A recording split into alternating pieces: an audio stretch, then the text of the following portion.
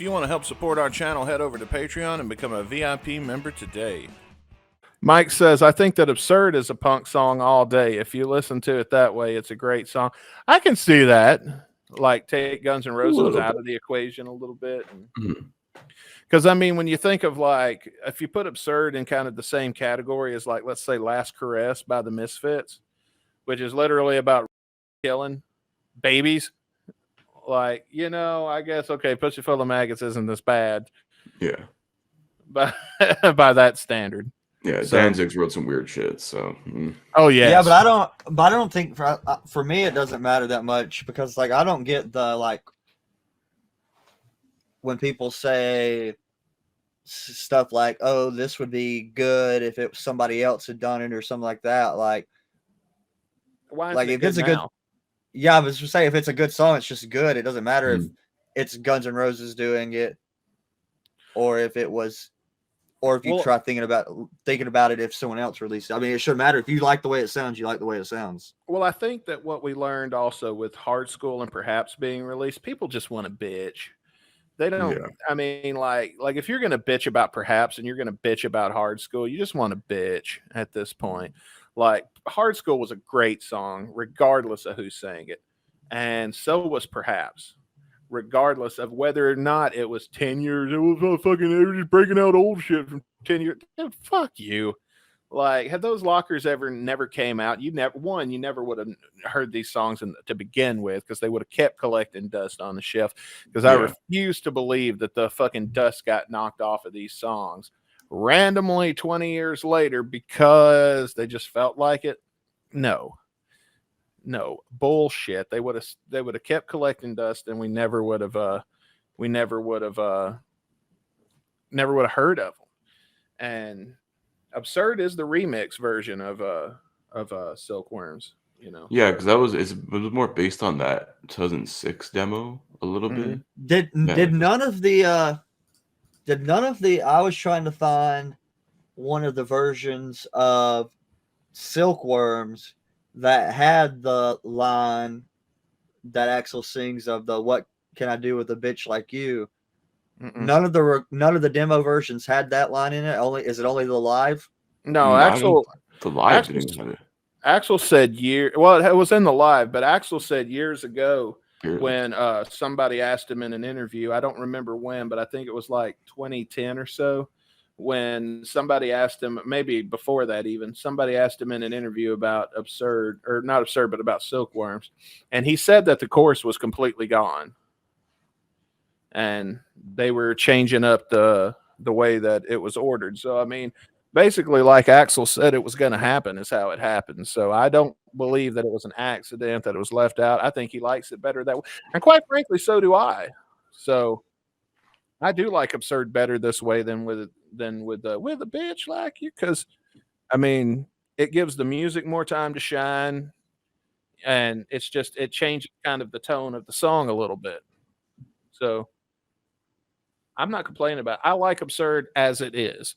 The official version is my favorite version, and the same with Hard School, and the same with Perhaps. I like all of them. Well, Perhaps is basically the same. Like, that one's the one that sounds like they changed the least, to me, at least. It's better. They've enhanced what was already there. I don't know what the main thing that I noticed the biggest difference between it is the way they do the vocals on the one that they released is like that deeper growling vocal instead of Axl singing that high pitched when the chorus chants come in. Yeah, which I wish he would. If I had the big difference I've noticed. If I had to change one thing about how they do it live, and I know Axl Rose don't give a fuck what I think, but based on his ability today, which, by the way, his performance of Perhaps gets better every time they play it. So there's that. But I would say if it were up to me, I would let Axl do the I would let Melissa and all of them do the "You're All Alone Now" part, and then let Axl do the "Sold Out to the Ones That You Once Ignored." You know what I mean? Let him hit more of the lower register stuff. I think, like, you got to use your keyboards as a better backup vocalist, you know. And yeah, the stuff you hear, like when she does sing backup, Melissa Reese does a great job. So but I think that would just be a glaring part. Like that would be noticeably a part. Like I get why they don't do it that way.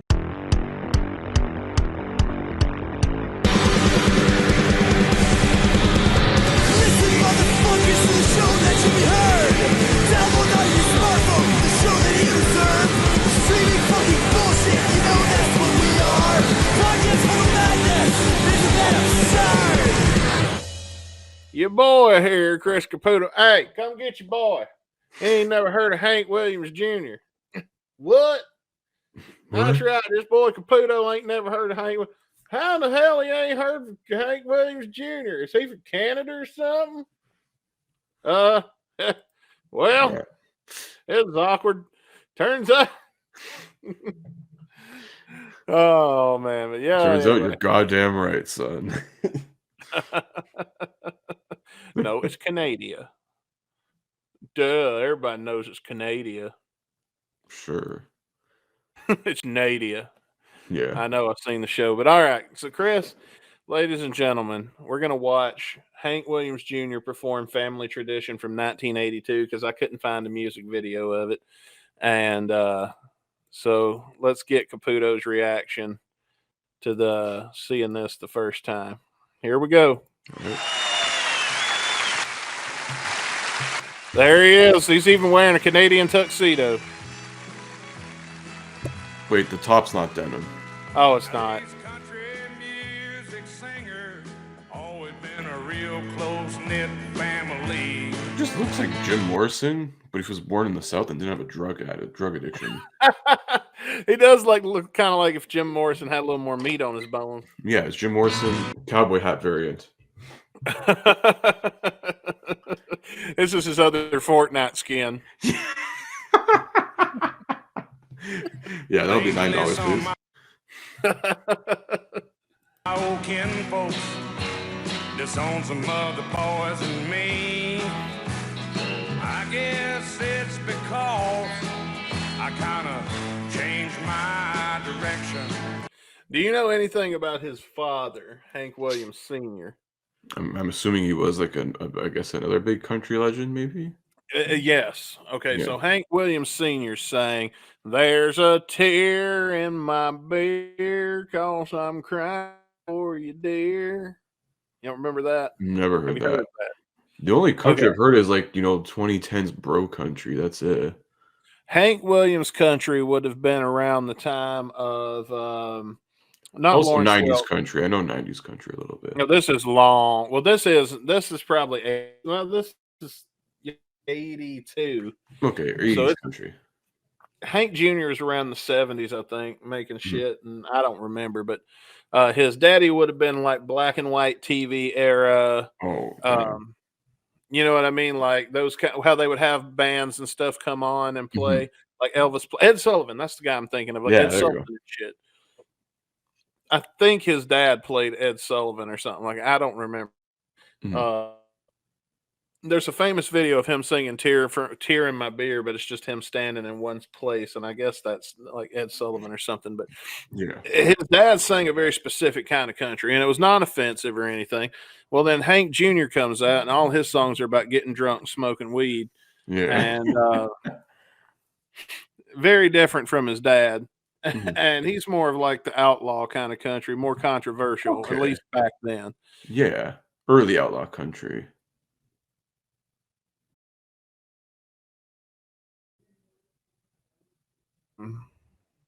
I don't know who all would have been hanging around from the country scene that was his daddy's friends back in the day. Johnny Cash? No, not Johnny Cash, because Johnny Cash was just as fuck. Cash got fucked up in my hometown, and somebody found him naked in their garden. That happened in Starkville, Mississippi. Oh, shit. Yeah, that was probably in the biopic, I think. They found him outside. Can you imagine looking out your window, seeing a man fucking around in your garden in the middle of the night at like 2 a.m.? So you call the fucking cops because that's what normal people do in that scenario. So the cops get there and they shine the light, and it's Johnny Cash, and he's naked, and he's picking flowers in your garden. I need to get some pussy. And then you're like, oh shit, Johnny, if I'd known it was you. I'm coming in there to fuck your wife. No, he's got a song though, like All My Rowdy Friends or something. I guess like Merle Haggard. I don't know. Maybe? People like that, the old fucking country people, Mhm. he would have been talking about. Conway Twitty, I think, shit like that. George Jones, there's one. Because he says in one song that George Jones did back in 1958. Mhm. Lord, I guess I went and broke their family tradition. Yeah, me wanna know, Hank, why do you drink? Hank, roll smoke. You ain't never heard this for real? No, but this sounds fucking great so far. My old family says, "Why you doing this?" Yeah, that's what it's about, man. And Oh my god, this is awesome. Why must you live out the songs that you wrote? Over and over, everybody made my prediction. So if I get stoned and sing all night long, it's a family tradition. you know, it's kind of funny because the background looks like old school Family Feud. Yeah, yeah. A little bit. It gives you the board of like, name 10 drugs you smoked or whatever. I thought surely when it got to the chorus, you would have heard that before. I really didn't expect to get this far into Honestly, the bit. no, but this is great. And I do like this line about him being, why do you have to live out the songs that you write? And it's just like, yeah, this guy's more real than the rappers who brag about all the fucking drugs they've done, which they haven't done shit. Some of Oh them do man, have, but not a lot of them have. he was well known for getting fucked up and being rowdy back Mhm. raising in the day. So I mean, he's not wrong. Yeah. Is this also the guy that Wheeler Walker Jr. is kind of parodying? I don't know. It could be. Because it looks just very similar to Wheeler Walker Jr. I think that's like I don't know. I wouldn't say he's probably parroting him. I'd say he's probably inspired by. yeah, something more along the lines of that, similar look. Yeah. Even like the songs too, Wheeler Walker Jr. shit's like fucked up beyond belief. But I mean, some of it's kind of funny. Yeah. Fuck you, All bitch right, is always a good one when some chick breaks her heart. Let's hit play real quick. I am very proud of my daddy's name. Although his kind of blues, my blues ain't played just the same. Yeah, see, that was another thing. Is because when Hank Jr. first came out, a lot of what he did when he first came out was singing his songs and shit. Mhm. And then, so like because he would have been around in the '60s too. Yeah, that's right.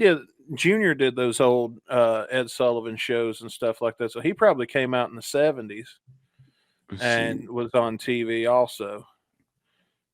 Because I believe he when he first came out, he didn't have a beard and his hair was all trimmed and shit. Yeah. And he sung. I remember some of his daddy's songs. Yeah. Well, wait a minute. Hank Williams, I think this is senior. Dude, he was only like 30 years old. Yeah, he died from alcohol poisoning or something. Yeah, like he was. Yeah, so I'm looking. I just looked up like on Wikipedia, whatever, Hank Williams, and it's like he did die in 1953. Like, damn. Okay. Yeah, well, I don't know what the hell he would have been on then, because he wouldn't. I don't know if he'd have been on Ed Sullivan or not then back then. Probably, yeah. Whatever that TV show of that era was, it was one of those old fucking Yeah. shows. Yeah, Hank Senior or Hank Junior, when he first came out, that's what he did was sung his dad's songs, and then he kind of went his own direction, and I Mhm. guess it kind of rubbed some people the wrong way. Shit, kind of like when mine went crazy. Yeah. And everybody was used to her being Hannah Montana. It's similar, not the same, but similar situation. Yeah. I believe I wasn't there. I'm just guessing from what people Yeah, have told Hank, me. Hank Williams Jr. was on an episode of the Ed Sullivan Show in December 1963 at the age of 14. It's pretty crazy. Oh, wow. Well, let's hear another verse. Spit some more lines at us, Hank. Stop and think it over. Put yourself in my unique position. If I get stoned, sing all night long. It's a Family tradition. I mean, you ain't wrong. Yeah. This is one of those songs that like every country band plays, or you go karaoke night, somebody usually sings this. Either here, especially in the South. Mm-hmm. Some slicks trying to give me friction. Leave me up. I'm singing all night long. It's a family tradition. He could also play the shit out of his guitar too, man. Like when there's all kind of cool shit, but because he was, did you ever watch Monday Night Football? All my rowdy friends are coming over tonight. Is that like the new theme song or something? That's the old one. Oh. That was the theme song of football in the 90s. Oh, maybe. I don't remember. Yeah. Back in the day, Monday Night Football come on, it would always start with Hank Williams singing, all my rowdy friends are coming over. Love some ladies, and I have loved Jim Beam. Yeah. And they both tried to kill me in 1973. Yeah, that happened to me, but it was 2023. Yeah. All these country guys love their fucking whiskey, and then they start their own fucking whiskey. And, oh, yeah, I wouldn't be surprised at all if Hank Jr. had a whiskey. I mean, like Florida Georgia Line, I think, had one like a few years ago, but now they're broken that up. Would be very. You know what? I think Hank Jr. probably has a bar. I think if we looked it up, I am pretty sure. He probably has some. Yeah, definitely in Nashville. There's a Hank bar. Yeah, I am certain he owns a bar. And when that doctor asked me, son, how'd you get in this condition? I said, hey, Sawbones, I'm just carrying on an old family tradition. And see, now, everybody sings along here. They say, and then you say, to get drunk, to get stoned. You know, that's what people scream out there.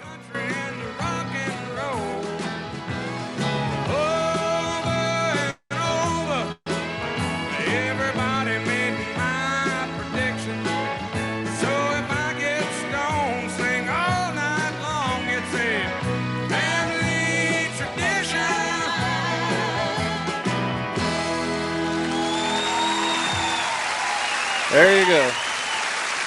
So now you've officially heard family tradition. Do you feel like you're a different? Kind of, yeah. I don't know. Yeah, and I wanted my parents to go fuck themselves. I'm gonna drink and smoke all I want. Fuck you, mom and dad. I'm gonna get drunk and stoned. What's that? I bet your parents probably have heard of Hank Williams. I don't know though, because you guys That's are the from thing. Canada. Yeah, my parents were much like in a country. Like my dad listens to, like stuff that he always brings up to me, like in conversation. It's usually a lot of R&B, funk, and soul from like the 70s and 80s. So I guess that makes sense. He's into like Earth, Wind, and Fire, Chicago, a lot of stuff like that. Cool in the Gang. Yeah, but I mean, I think he still would have heard of him because we still heard of, like Georgia Line. We've heard of them and shit. I don't know. But then again, I'm from the same wrestling territory as Nashville, so. I feel like that kind of music would have been more prominent in the 70s and everything in my era or in my area. Country over the last, I would say 15 years here, at least, my neck of the woods has definitely blown up a lot. Well, it's because of liquor and whores. Yeah, way more pop and stuff too. So But I mean, like, the 90s country was fucking huge in Canada. We got Shania Twain, man. Oh, yeah, that's right. I forget she's Canadian. Oh, yeah. Man, that just checks, man. Why Canadian chicks are so hot. Radio. We're playing a brand new game called Porn or Hockey. As a Canadian, I have a chance. Yes. And as porn addicts, everybody else has a chance on the other end of the spectrum. So I fucking love it. Oh, porn or hockey. Now, in this game, I'm going to read to you the name of a person. Oh, Jeff, they're coming after you again. Yeah, we're going to horny jail now. Fuck. Oh, shit. Going to horny jail. We got canceled. Oh, jeez. Not yet, we haven't, but I think that this one just might do it. So I'm going to read you the name of an individual, a person. Oh, thank God. I thought you were going to show us a bunch of O faces. Well, you might see some. You're going to guess, is that person a porn star or an NHL hockey player? All right. So here we go. And I'm going to, you know what? I'm going to let Chris, since you proclaim yourself the champion, I'm going to let you go first. But everybody's going to get to have a guess. So I'm going to put down there. Oh, yeah. Pucker or Fucker was also the alternate title for this game. Because, you know, hockey. Yeah. So You can still play that. I almost forgot to mention that. So here's our first person, Alex Seaman. Caputo, what do you think? Alex Seaman. You're thinking Alex Seaman as a hockey player. I remember seeing that name in jersey before. So I'm going with hockey player. What do you think, Bailey? Hockey player. Hockey. Everybody thinks Alex Seaman plays hockey. All right. Bailey says hockey. Rabbi, what do you say? Herbert is answering for me. Gay porn. So Rabbi's going porn, and Jeff, you're up last. I'm going hockey. Jeff's going hockey. All right, Alex Seaman, is it porn or hockey? It's hockey. That's right. Yeah, Alex Seaman. Semen, yeah. I'm gonna say it is definitely Seaman because I like it better. Tomato. All right. Well, everybody. So Jeff gets a point. Bailey gets a point. And Caputo gets a point. All right. So you guys are good at this game. What about Jack's Slayer or Jack's Slayer? Huh? What do you think? So this time I'm gonna let Bailey go first. What do you think? Porn or hockey? I'll just say hockey. Bailey's going with hockey. Jeff, what do you think? No way, porn. Jeff's saying porn. Caputo. No way. If you spell your name Jack's like JX, you're definitely in porn. Well, I got to remind you, Chris is saying porn, but I got to remind you, the announcer that used to do our intro from season 2 and 3, his name is Jax, and it's spelled just like this. So yeah, that's for legal entertainment purposes, not for the adult industry. Right on. Rabbi, porn or hockey? What do you think? Jack Slayer or Slayer? He just wants to play that that clip. Everybody's talking for him. Well, let's find out the answer. It's porn. It's porn. Yeah, Jax is porn. So we got another 3 points dished out to everybody so far. You guys are doing good. Let's look at Harry Dick. Oh fuck, this is a tough one. Harry Dick. And Rabbi, you're going to get to go first on the. Gay porn. Of course. Wouldn't have expected anything else.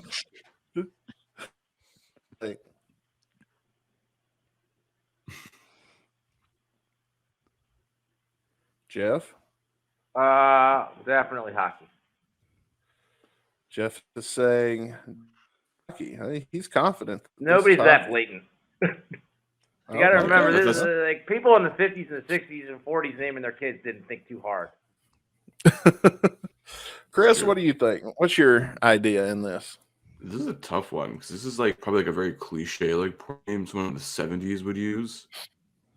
Right? Something like mustache MF, but this could also be hockey. I'm There's a dick hockey. There's a dick in basketball. I'm sure there's like a lot Toronto. of dicks in hockey.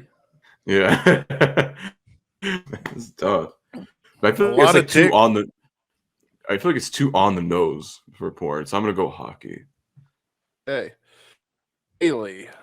Now, Bailey, what do you think about hairy dick? Please tell Wow.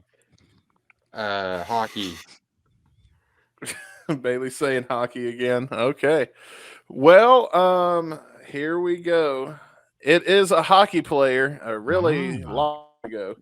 Yeah. So we got 3 more points, man. So, all right. It was like good original job, 6 guys. days. Jeez. I'm batting 100 So- right now. Yeah, got my so porn and far, hockey. Chris and Jeff are tied right now. But it's still anybody's game because we got 4 more of these to go. Up next, porn or hockey? Sam Steele. Sam Steele. And Jeff, it's your turn to go first. going Sam porn. Steele. Sam Steele. You're saying porn? All right. Up next is Chris Caputo. Oh damn! I was gonna say steel. It may be related to the chick from 50 Shades of Grey. I don't know. This is oh, dude. I'm gonna go porn. This sounds very porn. Chris is saying porn. Rabbi, go ahead and do the thing. I know what you're going to do. Really, really gay porn. Oh, good. He changed it up a little bit. That's nice. Bailey, I'll say the same. porn. Bailey can't even Everybody. say the word. Everybody's saying porn, and it's hockey. Oh, fuck. Damn it. Yeah, It looks like he could fucking do porn with that stash. that is Hell a yeah, you porn. could. Yeah. That is a very porn look Porn to stash. the man. Oh, here's Oh, you Wolfgang's like mom. Just show everybody Wolfgang's mom real quick, because at this point, yeah, my future ex-wife right there. Look, folks, porn or hockey? Dit Clapper. Dit Clapper. Dit Clapper. I can't remember who went first last time. I did. You went first, so Chris, it's your turn to go first. Oh fuck! I'm gonna go porn again on this one. Chris is saying porn. Dit Clapper. All right, Bailey. I feel like it's too obvious to be a porn name. I'm gonna go hockey. And yes, Jeff, I can say the word. Dit Clapper. Okay. I Rabbi. think it's a pun. Dit That's Clapper. obviously porn. It turns me on. Gay porn. Okay, well, there you go. Jeff, Going hockey. porn. I'm Jeff's going saying hockey. hockey. Okay. All right. Got 2 for porn and 2 for hockey. Let's see. It's hockey. Dit Clapper I'm is winning. a hockey player. Boom. So Dang. let's see. With that, We'll lose from the we've got 30s. Bailey and Jeff get a point here. Jeff, you are still. Jeff actually is in the lead. He's not got a perfect score, but he's got 4 out of 5. So still anybody's game. We got 2 more of these. Anybody except Rabbi, I think. Yeah. I don't think you can win, but you can. You can keep going anyway. And anyway, so let's see. Rabbi, it's your turn to go first. Chris Strokes. Oh, that's a tough one. Let's see here. It makes me think of Jesus Juice, so I'm saying porn. Was that Michael Jackson? It is, man. Yes. Completely different.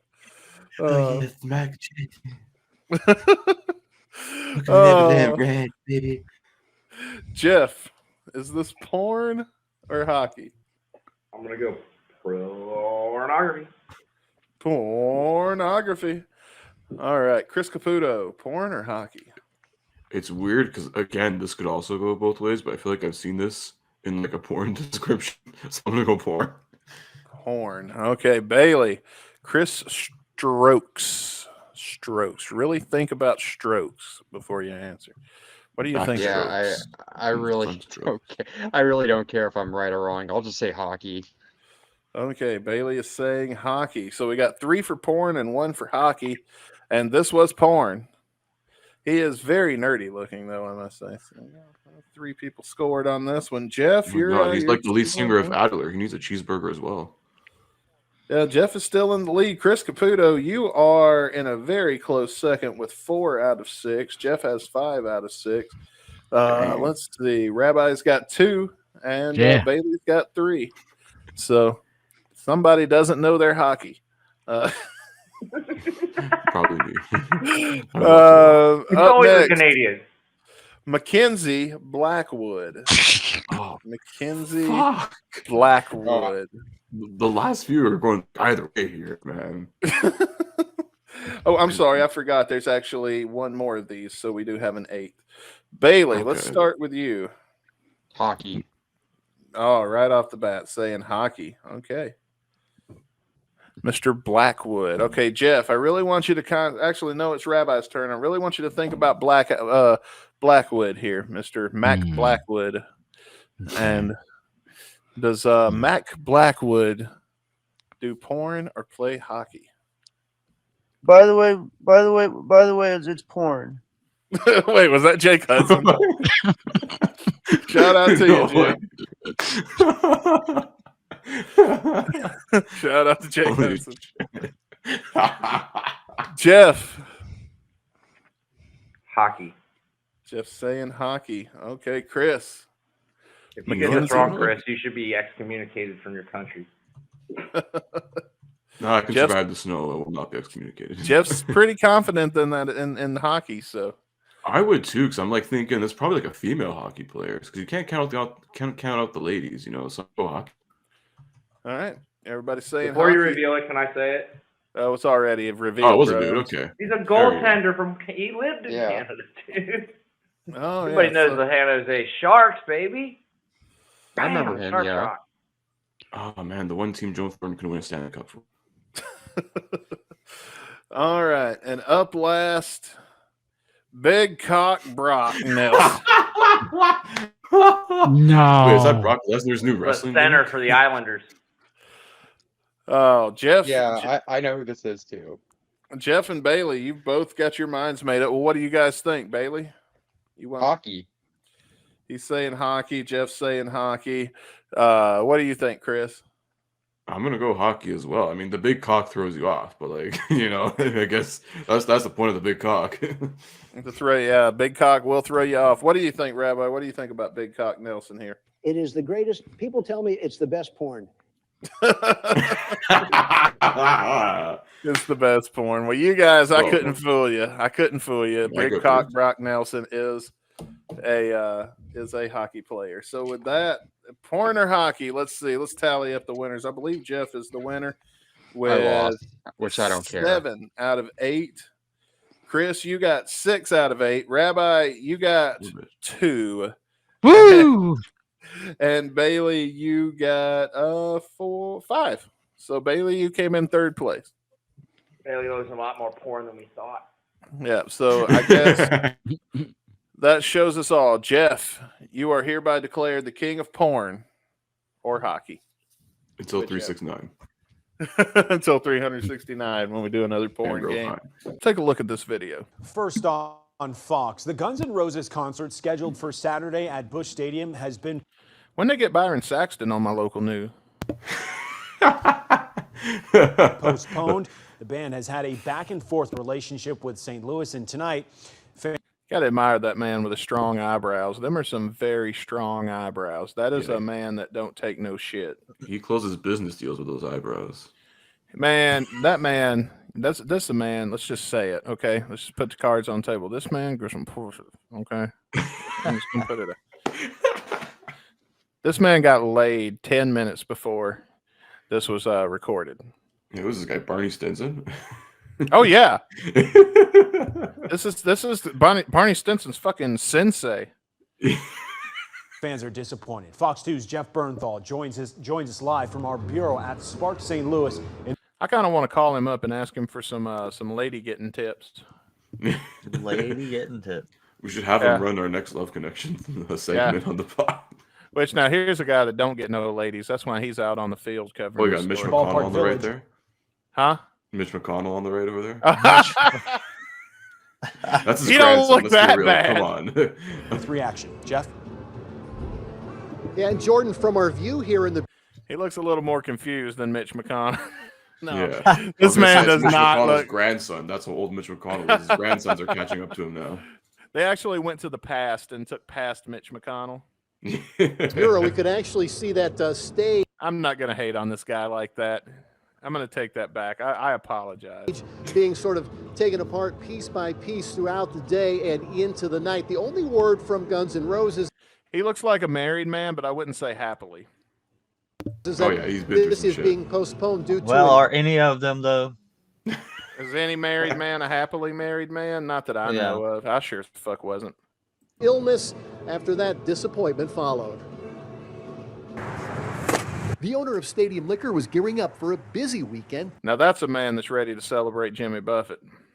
Hell yeah. Yeah. He's getting Pat wasted McGlynn away has again in been in business Margaritaville. Yeah, that's right. long enough to remember the Riverport riot. And of course they brought that Of up. course. This is infamous at this point. I mean, Hey, like, take that. I think I sent you the thing on Instagram, Dustin, because I think Brando's working on Doug Goldstein's book, and he actually released a chapter from it about this as well. Oh, Maybe yeah? I'll get into that later too. I think I'll read it out. Speaking of the Riverport riot, during our break, I actually got to meet Stump face to face, which I think we talked about in the Perhaps video episode, but I don't remember. It's been like a month ago. Yeah. GNR concert in 1991 that abruptly ended with Axl Rose diving after a fan, taking pictures. I just remember just all. Now this guy's seen some action. Oh yeah. You know how Imagine well, I was just gonna say, imagine the rabbit hole that they had to go down to find this random guy stocking the liquor shelves to interview him about this. they drove by and saw him. Son, We're a 5 mile radius. We want to interview you. he was pulling the liquor in on the. That's what they saw when they drove by. Probably, yeah. They're always And look at old. his ear, man. That's a bite. Somebody Oh my- bit this poor man's ear off. Somebody Did Mike Mike Tyson bite his ear too? What the This fuck? guy can fight. Now this man right here, I'd hate to fight because you know whoever bit that hole in his ear, he beat the fuck out of them. Because this is a guy that this Police cars just heading that way, heading out the river. Because you can tell, look in his eyes, he's smiling and he's happy, but you can see in those eyes that this is a man that will fuck you up. He's seen some shit. You don't own a bar in St. Louis and not be able to fuck somebody up. And it was a big scene. It wasn't until 2017 when Guns Hadn't N' heard Roses that in a returned while. to St. Louis for Yeah. this I concert. know, right? Go. Yeah, they had to go. they went back into the archives for that. He was not available, although some thought GNR never intended on coming. This Now I don't time-lapse agree. video shows I don't agree with that. I don't think that they never intended on coming, because Yeah. I mean, like, would they have still postponed at the last minute? Yes, Yeah. but I think they're just poorly managed. I don't think that they. I don't think Some that of the they- guys were already in town too, because I've seen people that met some of the guys in town. I know Fortis was because he lives here, so I've seen someone post pictures with Dizzy Reed. it's a good time to go home, fuck the wife, and Yeah, Have or some whoever dinner. he's fucking now. I don't know. yeah, this week. This workers week. tearing down the stage on Friday. Bomarito Automotive Group Skyfox with a I love they show us a time lapse video and it just moves like this much. Yeah. What was that? A time lapse of 10 minutes? another view. Something always comes up with these guys just from their history, but you know, I want to see Slash, and now I can't, so I'm kind of bummed out. The Cardinals and I mean, Live I Nation get are people telling being fans to pissed. hold on to their tickets. They say the event organizer is working to reschedule. We caught up with disappointed ticket holders in downtown St. Louis, although some say they understand. They're made just like we are. They get sick, they get injured, they get tired. I figured it's kind of legitimate, something's wrong, but it's still upsetting. We drove all the way from Michigan, but it is what it is, I guess. Some out-of-towners are headed back home. Yeah, I think mean, we're gonna end up heading at home least they've got a good Others attitude about decided it. You know what I Mhm. mean? Like, I'd be pissed if I came all that way and Yeah, but the nothing. only thing with this that would make me probably more pissed than usual is that they waited till I think like the night before. Yeah, because it's poorly managed. But I'm saying it wasn't like it was like a last minute sickness. No, Axel's been saying Axel's been saying he's sick. So the whole week. Yeah, so all week long he's said that he's sick. So why did they wait till the last minute to? Like, yeah, I agree. It's just that it's a poorly managed situation. Let's watch the last tail end of this video here. Grizzlies professional baseball team has an offer for any disappointed Guns N' Roses fans. The team says if you want to see their playoff game tomorrow in Sauget, bring proof of your GNR ticket, and you'll get a free ticket to that game tomorrow night. Reporting live from our bureau. It sounds like that game didn't sell well. I wish I would have known that. Damn. Tonight for Guns N' Roses fans who plan to attend the band show last Saturday night at Busch Stadium. Can she sit down in that dress? The concert No. I don't think this is a sit-down dress. was abruptly postponed Friday afternoon due to an illness. Contact 2's Mike Colombo shares what he's learned about a potential new date for the show. Oh boy, everybody gather around, kids, gather around. Mike Palumbo's coming. Mikey, let's go. Yeah. Yeah, play footage of the good times. The good old days. Welcome to the jungle at Busch Stadium. We're left waiting Friday night after Guns. Oh. They were left waiting. N' Roses postponed their Saturday show due to an illness. Something always comes up with these guys just from their history. I remember that guy. Like we are. They get sick, they get injured, they get tired. I figured it's kind of legitimate. Something's wrong, but it's still upsetting. Friday, the Cardinals and Live Nation told fans to hold on to their tickets, saying the event organizer is working to reschedule. Now, that was Friday, okay? Yeah. This is, okay. So that was the day before the concert was supposed to happen.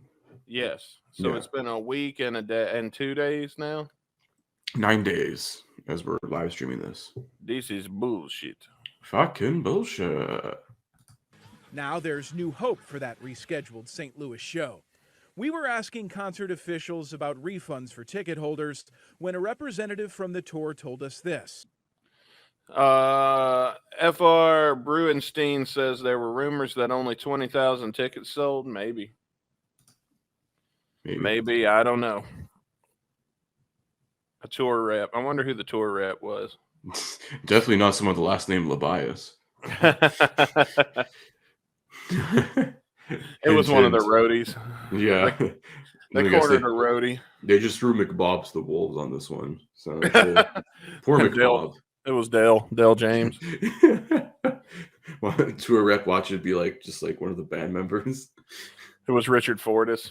It was Dizzy Reed's like, I don't get paid enough for this shit, man. Fuck off. I'm gonna go do my next solo album. Fuck you. Hey, I'm down for that. Yeah. Refunds will be available if fans are unable to make the new date once announced. We hope to have an update to fans on the status of the show this week. So when might a rescheduled show take place? There are 13 more shows on the Guns N' Roses 2023 World Tour. I wonder if any of those are also going to get the St. Louis treatment because they're in Atlanta tonight. Yeah. Bet you they don't pull the shit in Atlanta. No. The band's next tour stop is Tuesday, September 12th in Knoxville, Tennessee. After that, they're scheduled to play 2 to 3 times a week from now until the tour ends in mid-October. Their September 23rd show at Kauffman Stadium in Kansas City is the closest remaining tour stop to St. Louis. Yeah, Kansas City. I love going to KC, man. I'll be honest with you. I've seen GNR in KC. This will be the 3rd time, I think, maybe 4th. I don't remember. Cardinals are out of town on the 24th and 25th of September, but with Guns N' Roses scheduled to play in San Antonio, Texas on the 26th, it does not seem likely they would try to make a return trip to St. Louis in between. Their tour ends with the run of shows on the West Coast, culminating on October 16th in Vancouver, California. Would the band consider returning to St. Louis after that to play the postponed show, marking the official end of its tour? Perhaps some early November rain? Well, I see what you did there. Yeah, Vancouver, California. Dumbass. It's Vancouver, Canada, unless there's a Vancouver, California. I think it's Vancouver, California. I don't think it is. Let's take a look. I know there's an Ontario, California, which is also a little confusing. That's the province where I live in. Let's see. I'm gonna Google Guns N' Who the Roses. fuck is in Vancouver, California? If there is one, I think. I don't know, some stadium that nobody's gonna buy. Fucking Yeah, or they're playing a fucking a Veterans Memorial fucking house there. They're gonna be in the same place where PWG used to be, in a sweat lodge with like 50 people. Hey, I'd go see that. I like the smaller venues. Let's Yeah. see. Vancouver. You're gonna get Vancouver, Canada. So no offense, your reporters here don't know geography. Unfortunately, it seems like. It would appear that way. I'm seeing Sacramento, California is the last one on the California dates. Yeah. And yeah, that's about it. Edmonton, Vancouver, Canada, October 16th. So I think you're right. I think they fucked up on their geography. Damn right, son. The Cardinals season concludes October 1st at Busch Stadium, and there are no major events scheduled at the ballpark until November 10th. If you purchase tickets through StubHub, a representative for the company told us it follows whatever the primary ticket provider does. Should this concert be rescheduled, your tickets will be valid. If it were to be canceled and tickets are refunded, StubHub will do the same. We will, of course, let you know when we get an official announcement about the rescheduled date for the show. Mike Colombo, Fox 2 News. Thanks, Mike. Thank you. Mike, you're the best, Mike. Yeah. I have faith that Mike's going to let us know. Yeah. Our inside source, Mike. Mike Colombo, with a name like Mike Colombo, you know. But we're going to play Hollywood Squares.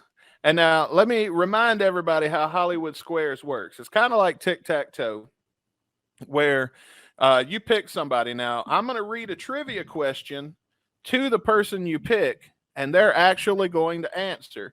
And yes, this isn't me with that fake flap lip doing anybody here. These are real answers for our trivia questions coming from each of these contestants.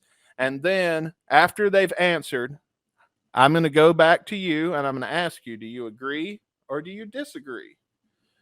And if you get it right, you get to put either an X or an O in that square. And then the first person to get tic-tac-toe wins. All right. So with that, Frost, I'm gonna start with you, Frost. Who would you like to choose as your first Hollywood Square? We will choose one Sir Dick in the top left corner. Sir Richard Fortis. Okay. Dick Fortis. Why is my drawer not drawing? There we go. There we go. Oh, you drew a nice butt. Or is that a fortune cookie? Where am I going with it? Where am I going was with here. it? And just put the dick there. Okay. I don't want to get us kicked off on our. You're going with Richard Fortis. Okay. So Richard Fortis. All right. Let me. Here we go. Okay. So this first question is for Richard Fortis. All right. So Richard Fortis. Let me find the Richard Fortis question. All right, Richard. Tell us your answer to this question. Now, Mason, don't say anything until I get back to you. But Fortis, Arrowhead Stadium is located in what city? In St. Louis. Oh, he says St. Louis. So Mason, do you agree or disagree? Well, I need you to. I didn't even hear what you said. The name of the stadium was Arrowhead Stadium. Okay. And Fortis says it's in St. Louis. Do you agree or disagree? I'm going to disagree only because the stadium that they were playing the show is canceled at was Busch Stadium. And how many stadiums can one city have? Well, you are correct because Arrowhead Stadium is in Kansas City. So, Frost, you get the Richard Fortis X there. All right. Oh, hang on. I got to give you the yay, because I don't have a lot of sound effects because most of my assets are being taken up for this dumb game. So, all right. So, Caputo, you're next. Who do you choose for your Hollywood Square? You know what? I'm gonna go Ooh, hang on. Let me see who we got here. Do I go middle? Do we go? No, I'm gonna go right square in the middle. I'm going for Axel. You're going with Axel? Okay, Yeah. so Axel Rose. Axel, here is your question. Let me find Axel's question on the paper. Finish this song lyric. Take a look. It's in a book. It's reading. Rainbow. All right, he said rainbow. Oh, fuck. God damn it. All right, Chris, do you agree or disagree? I'm gonna have to go agree because I think I remember hearing about reading Rainbow when I was a kid. So, and that's correct. Fuck yeah. All right, so Caputo, you get the mark. Circle marks a square. All right, so Frost, you're up next. Who would you like to choose? Oh, shut up. Wow, watch. Sorry about that. Go ahead.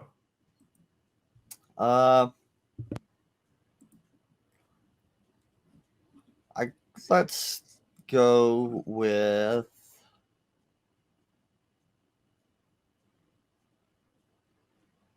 Ashba. Going with Ashba, DJ Ashba. Okay, interesting choice. Yeah.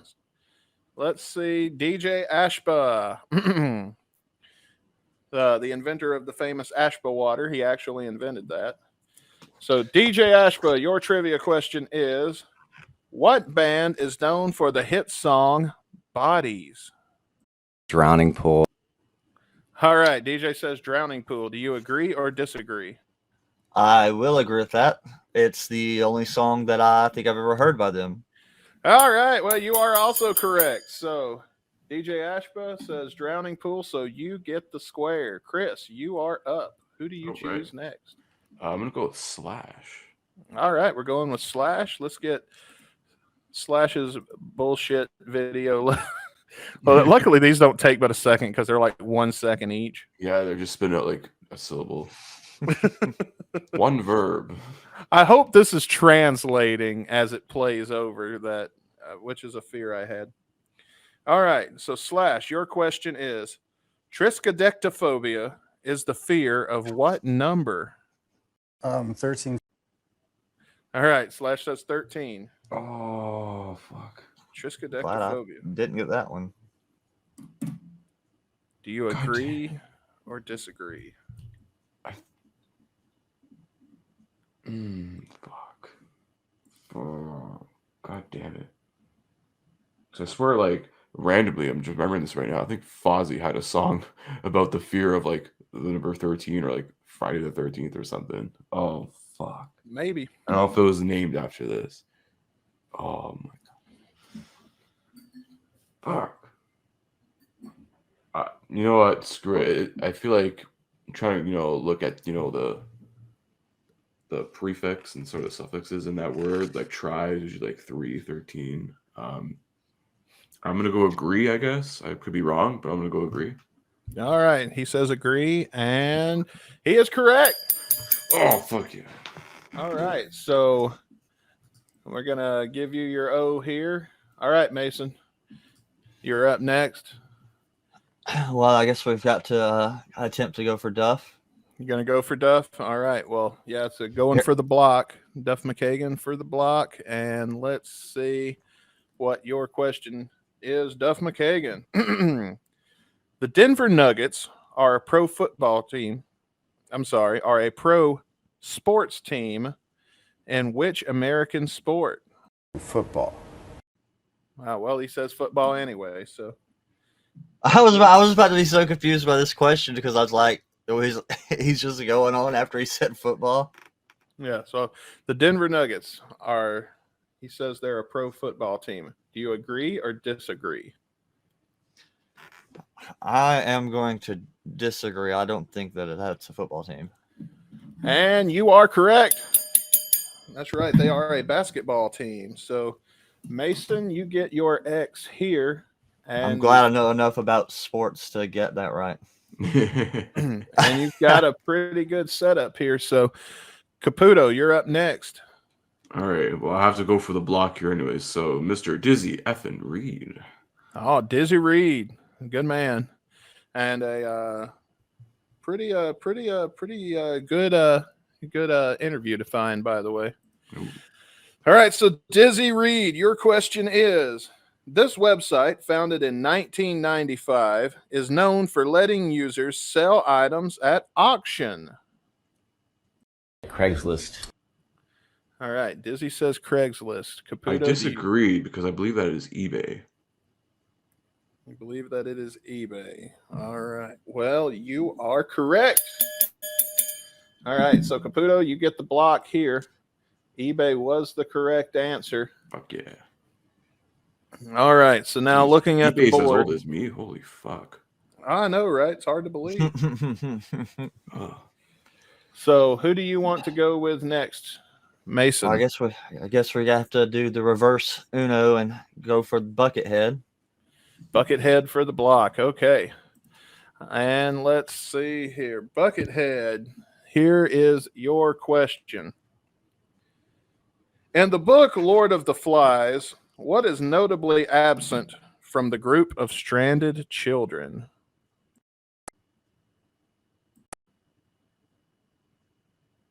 Well, great. His clip isn't working. I think the answer is girls. All right, Buckethead says girls. Okay. Since his clip didn't...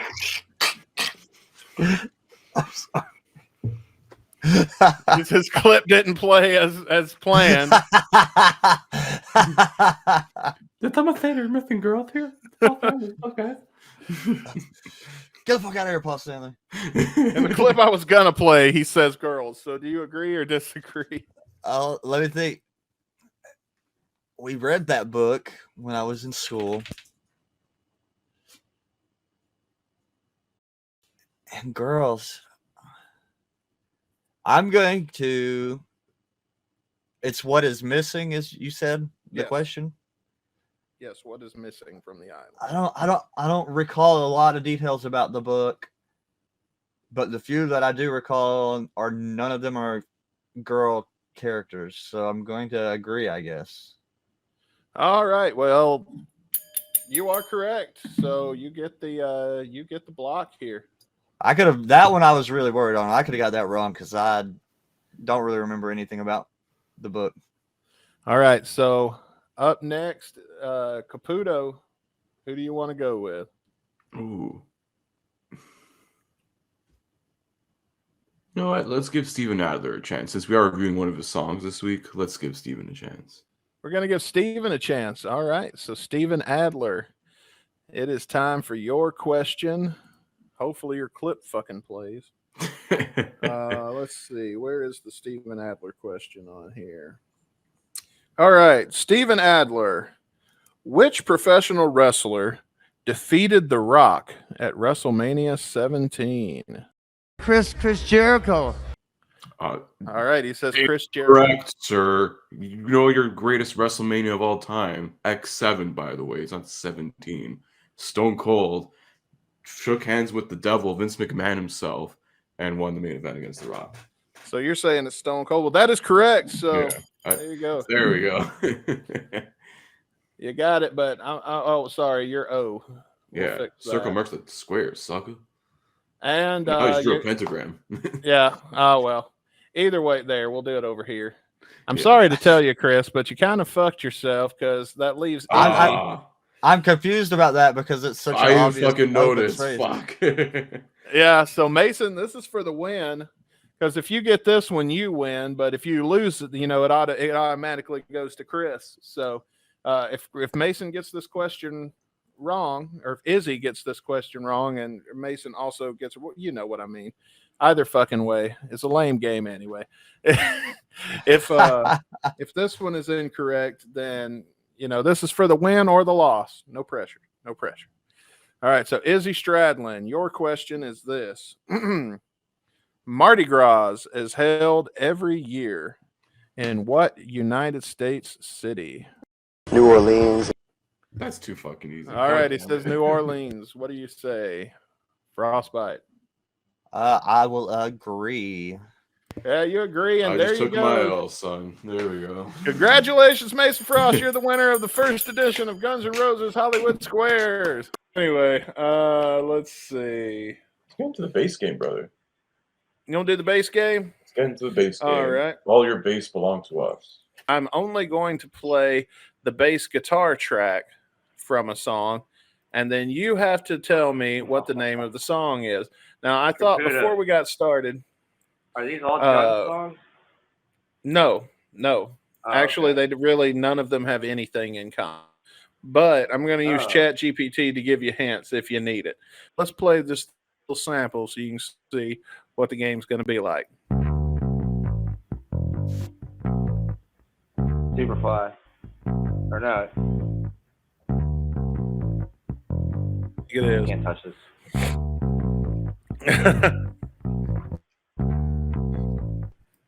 Anybody want to guess? No points, but you know. Sounds so fucking familiar. That's Rick James, bitch. And here's the answer. And yes, it was Super Freak James. All right, so you got it? Got it. All right, so let's see. Who goes first? Jeff, heads or tails? Heads. Alexa, flip a coin. Okay, flipping.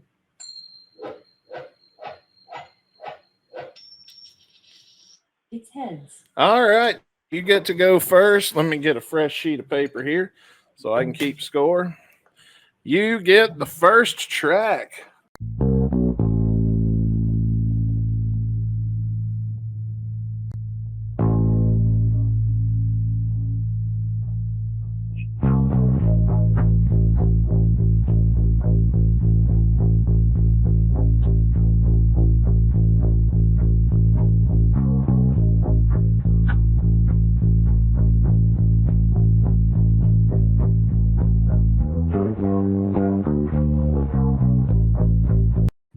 Oh, I know what it is.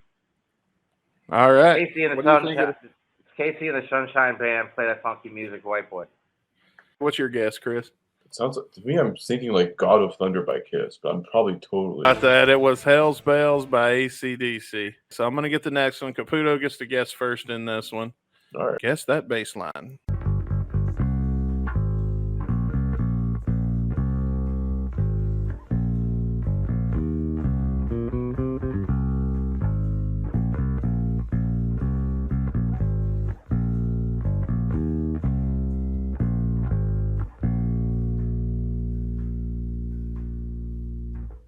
You Give Love a Bad Name by Bon Jovi.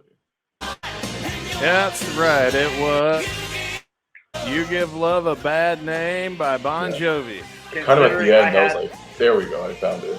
That was like the second album I ever owned, and I can't believe I didn't know that because I listened to that album wheel to wheel 100 times. This one's a little harder, it looks like. I mean, it's a great album, too, especially because, you know, not where every album title would make a dick joke. This one actually kind of made a vagina joke. Slippery When Wet. Hey, yo, it's a nice change of pace to make a vagina joke. Yeah. It was a dick joke.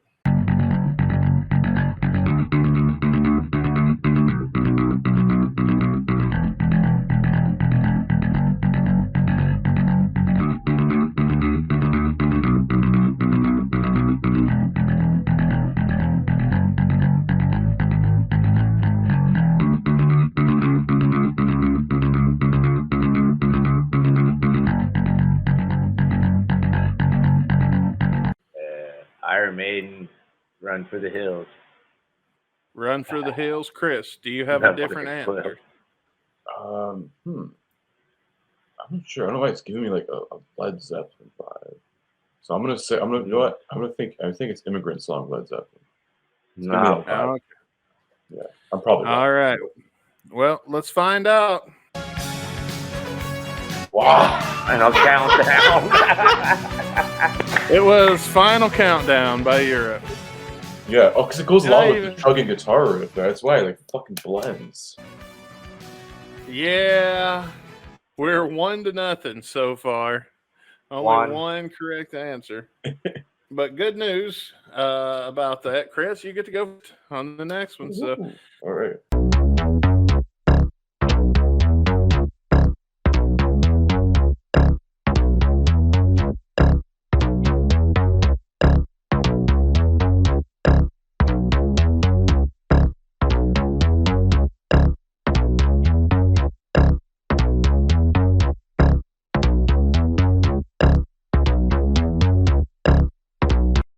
you're going to play this song. This is a Halloween song, man. Thriller by Michael Jackson. So that's a big Here we go. there.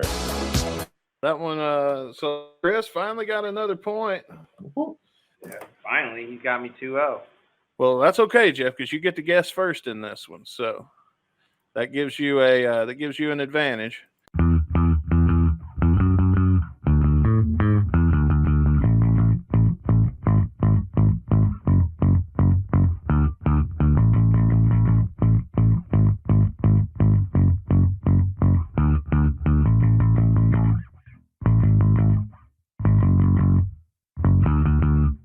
I thought it was Nirvana for a second, but that was too heavy for Nirvana. Too complex.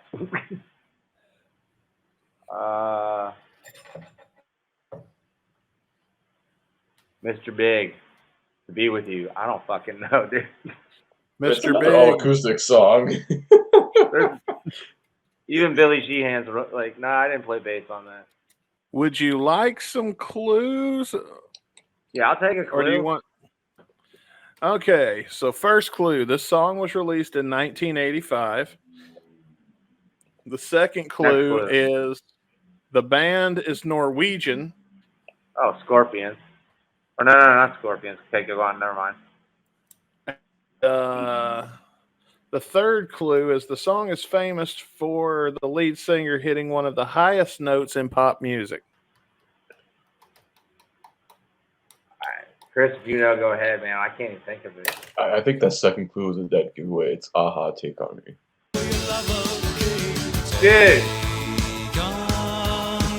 It was Take On Me by Aha. Oh, you kidding me? The acoustic version is better than the 80s version, even though the 80s rocked. Oh, yeah, the Unplugged. Well, Chris, it's time for the final one.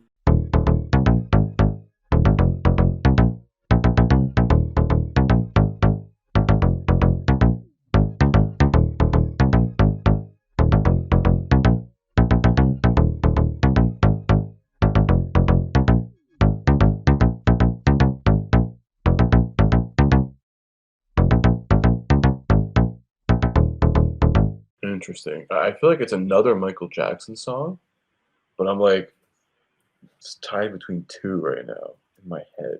I was going to say Smooth Criminal, but that's a different beat altogether. I'm going to go Bad by Michael Jackson. Because I'm like, he's definitely an artist that uses a lot of bass synths. So. All right, Jeff. What is the hint? All right. Or if he's already guessed, can I get hints if he's already guessed? Yeah, I don't his care. round. This song was released in 1987. The song's music video features the artist dancing in a trench coat. Well. And this song has left a lasting impression on internet culture. Fuck. I already fucking know this. God damn it. I want to say Talking Heads now. Talking Heads? But it wasn't a trench coat. All right, trench coat. I'll go Bowie. Fucking Dreams. Or whatever. Dreams by David Bowie. Yeah, you're both wrong. Once you said trench coat, that's what did it in for me.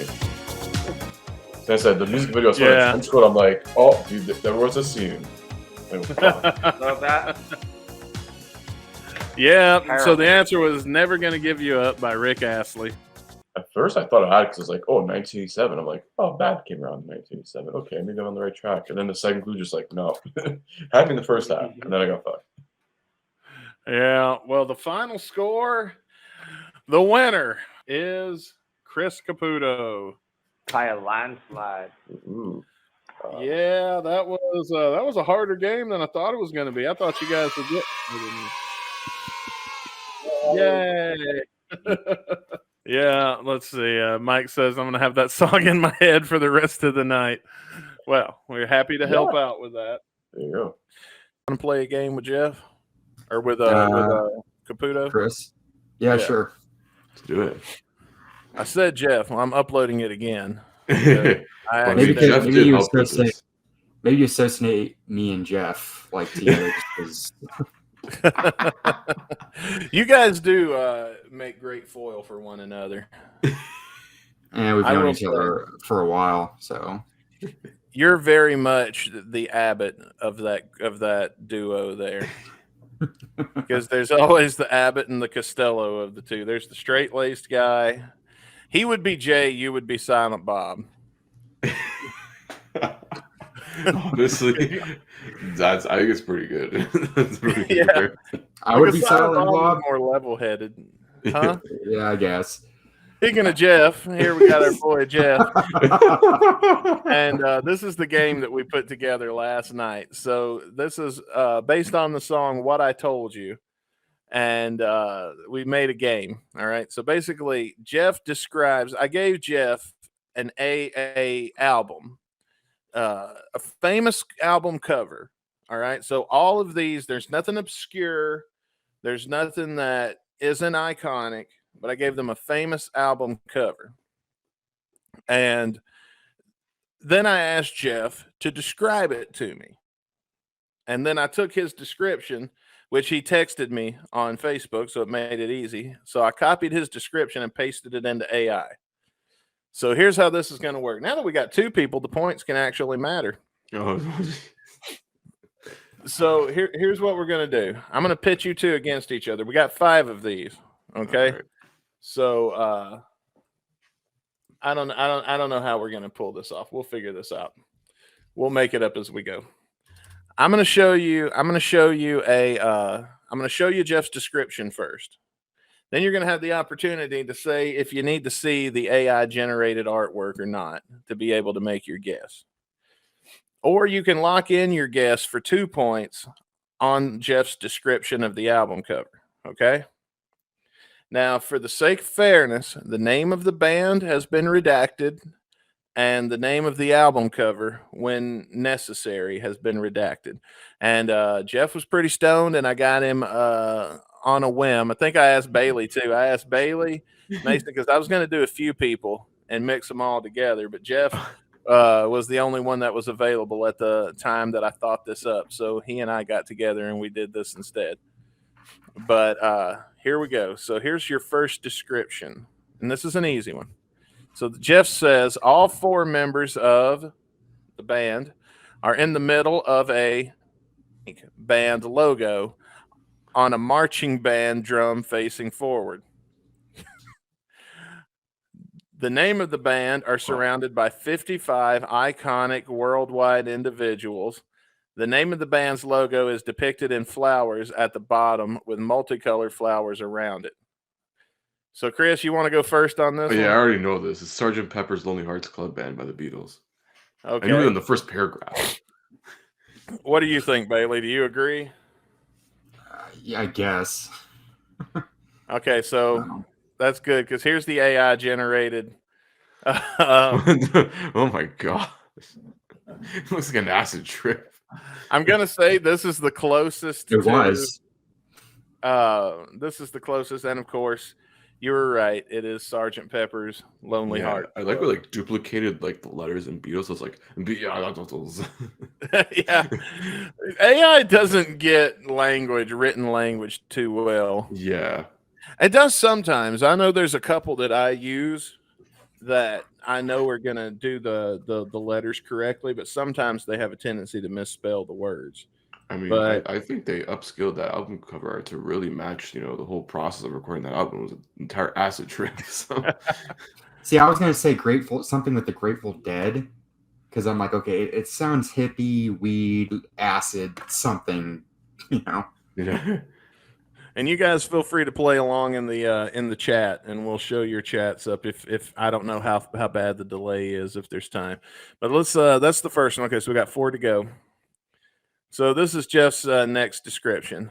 The name of the band logo on top, name of album below, moon in the background, middle 2 pillars on the side, name of band in the front of the moon, hot chicks and name of the band makeup at the floor beneath, cartoon style, 1970s. All right, Bailey, you want to go first? I'll take a guess. Is it Kiss's Love Gun? You think it's Love Gun? Okay. Chris, No. do you wanna take a guess, or do you want to Oh see the man, I'm trying to think. I'm like, wait, I haven't seen the Love God album cover in like forever. Gosh, yeah, because I'm trying to remember. I know, yeah, there was like, yeah, because they were like, they're the bands there, with like the ladies there. Um, I really can't think of anything else right now, so I'm probably gonna go with the same. Well, here is the cover art Okay. that the AI generated. By the way, it gave us 4, and then Jeff and I together selected the one that we thought was the absolute closest to the album cover. So you're gonna agree? You're gonna say Love Gun also? Yeah. That's right. It was Love Gun. Yay. So I was thinking this, or I was thinking Destroyer. I'm like, wait, Destroyer is just like the 4 of them on the cover. Yeah. So, Yeah. You said women, that was, or the chicks, so that gave it away. So. All right. Plus, So this here, album came out in the 70s too. oh, I love this album. This is my favorite Kiss. Actually, well, I don't know about the album, but Love Gun is definitely my favorite Kiss song. All right, let's do the next one. Green band, name of band, logo. This is the most convoluted one. I'm going to try to read this because I've had trouble reading this in rehearsal. On top of Daryl Hannah, clan of cave bear like woman in the background of the letters, with a very long red tongue in with name of the album at the bottom in yellow. Rest of the album is red and orange. God damn it. I have no idea. Yeah, I'm pretty stumped on this one as well. What the fuck is Daryl Hannah? She's like an Daryl Hannah, actress. she's the chick with the eye patch from Kill Bill. Oh, Uma Thurman. No, that's Uma Thurman. Daryl Hannah's the chick with the eye patch. Oh. I've never seen that movie. I kind of remember that. What? I don't know who plays that. It's a fucking classic, man. I know it is, but I just it's one of the Tarantino movies I've not seen. Ooh, we got to guess.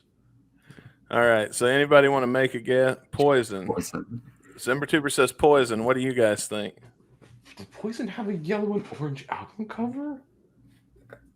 I don't think they did. I know they had an album cover where they looked like chicks. Yeah, that was Look What the Cat Dragged In. Yeah. Well, I don't know. December Tuber says Poison. Open up and say ah. I think he may be right, honestly. Well, I'll tell you what. We're not I haven't been keeping points anyway. Let's see the album cover. Okay. I think he may actually be right. Poison, open up and say ah. Do you guys? Because now because I'm visualizing it. I'm like, I totally forgot about that album. I'm like, you know what? I'm gonna go with it. You gonna go with it? Yeah, I'm probably totally wrong. But... Oh wow! Shit. You guys. So good job, December Tuber. You were correct. It was. They just said like Cheetah Cat Lady. You know. Right? Yeah. Like it's so convoluted. That like messed my mind. I'm like, I totally forgot about this. I'm like, wait a minute. It was like Every Rose Has Its Thorn from this album. You know, I love Jeff for this very reason, man. Because I think in hindsight, my original idea wouldn't have been as funny as getting Jeff to do it. Yeah. Especially when Jeff is stoned.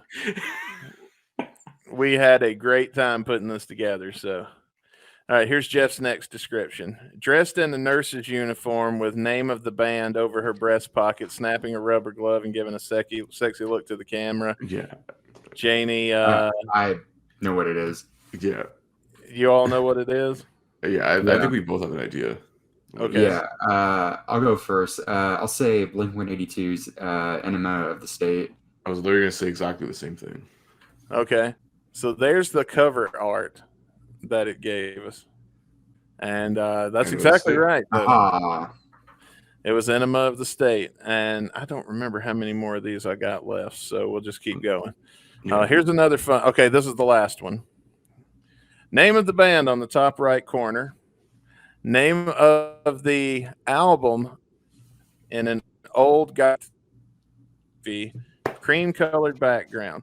Lindsey Buckingham standing up, Stevie Nicks sitting down in a chair below on the right, holding his hand.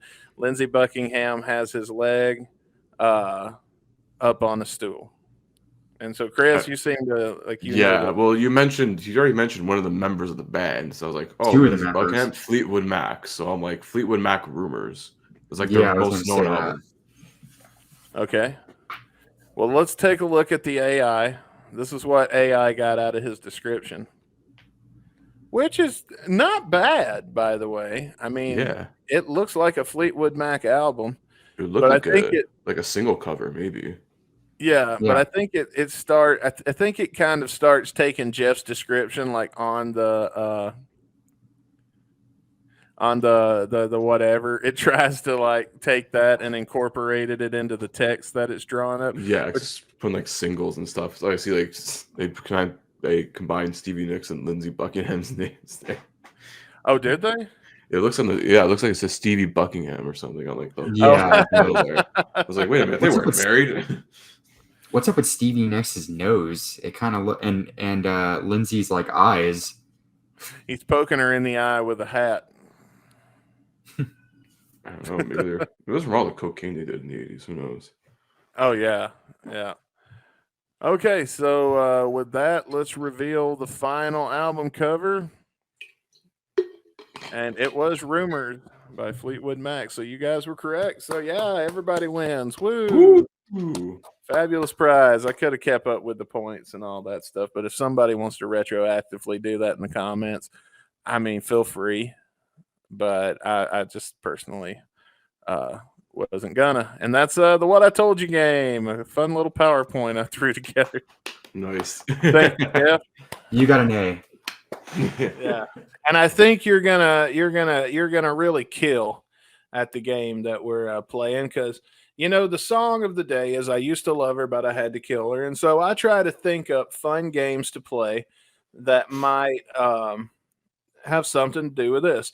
So I'm going to read you a quote, and then you tell me if this quote comes from a famous philosopher. Oh my god! Wow, talking about two polar opposites. I'm going to read you a quote, and you tell me if this quote comes from a famous philosopher or O.J. Simpson. Famous And philosopher or Charles Manson? There you go. Yes, there. And I've Famous got philosopher or Phil Spector? I think there are 8 of these. So let's wow. Yeah, let's get through them. And guys, if you're watching live and you want to play along in the chat, please feel free to, and let us know your thoughts as well. So Caputo. Oh shit, This is quite epic. Thank you, Rick. All right, so here's our first. Money takes wings. And the only thing that endures is character. What do you think, Takes Chris? wings. Is this a famous Takes wings? philosopher? Wild Wings? What? Yes. Oh. Is this from a Yeah, famous honestly- philosopher or O.J. Simpson? I was gonna say philosophers. I don't know. Would they be talking about money back in the days? I don't think so. I'm gonna go O.J. Simpson. You're going O.J. Rick thinks it's O.J. Yeah. too. Ah, Bailey's with us too. All right, so you're saying O.J. It's O.J. Simpson. That's right. Yeah, that's All right. the money thing. Oh, my bell's too far away, so you just get an Otherwise, applause. I'll keep score on the hand. I got one. All right, so here's the next one. Persuasion is achieved by the speaker's personal character when the speech is spoken as to make us think him credible. Yeah, it definitely sounds philosopher. Someone would go with that. Famous philosopher. I'm not sure who, but it definitely sounds like a philosopher type thing to say. Hashtag winning. Okay. Philosopher. It's not famous philosopher or Charlie Sheen. Eh? Yeah. Yes, and it was Aristotle. So good job, famous philosopher. That was famous philosopher. Looks like Rick got that one too. All right, good. All right, so here we go. Here's the next quote. The only thing that endures is character. Fame and wealth, all of that is an illusion. All that endures is character. I was gonna say, wait a minute. 2 quotes ago, he was also talking about character, O.J. Simpson. So, Bailey thinks it's because a famous again, philosopher. fame and wealth wasn't around in the time of these philosophers. I'm gonna go O.J. Simpson. Okay. Use your illusion. Yeah. Okay, so here we go. It is O.J. Simpson. That's right. Yeah. Ding, ding, ding. A lot of these, it's like he wants to refer to himself in the third person, but he's like holding back, trying not to. So he's like, Yeah. There we go. I keep forgetting about these, 8 sound effects we have. All right. Here's the next. The life of money making is one undertaken under compulsion, and wealth is evidently not the good we are seeking, for it is merely useful for the sake of something else. Is that a famous philosopher or O.J. Simpson? I don't know. Would an O.J. quote last this long, though? Well, on the internet, yeah. Yeah, that's like heavily paraphrased. I'm gonna go famous philosopher. You're going with the famous philosopher. Yeah, that's right. It was Aristotle. My boy. All right. So yeah, let's give you the old. Good job, Caputo.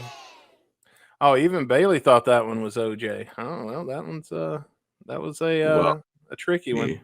Yeah. All right, let's do the next one. The will to win, the desire to succeed, the urge to reach your full potential. These are the keys that will unlock the door to personal excellence. It sounds like someone quoting Vince Lombardi, but like offhanded. It's like a reworded Vince Lombardi quote. I don't know. Yeah.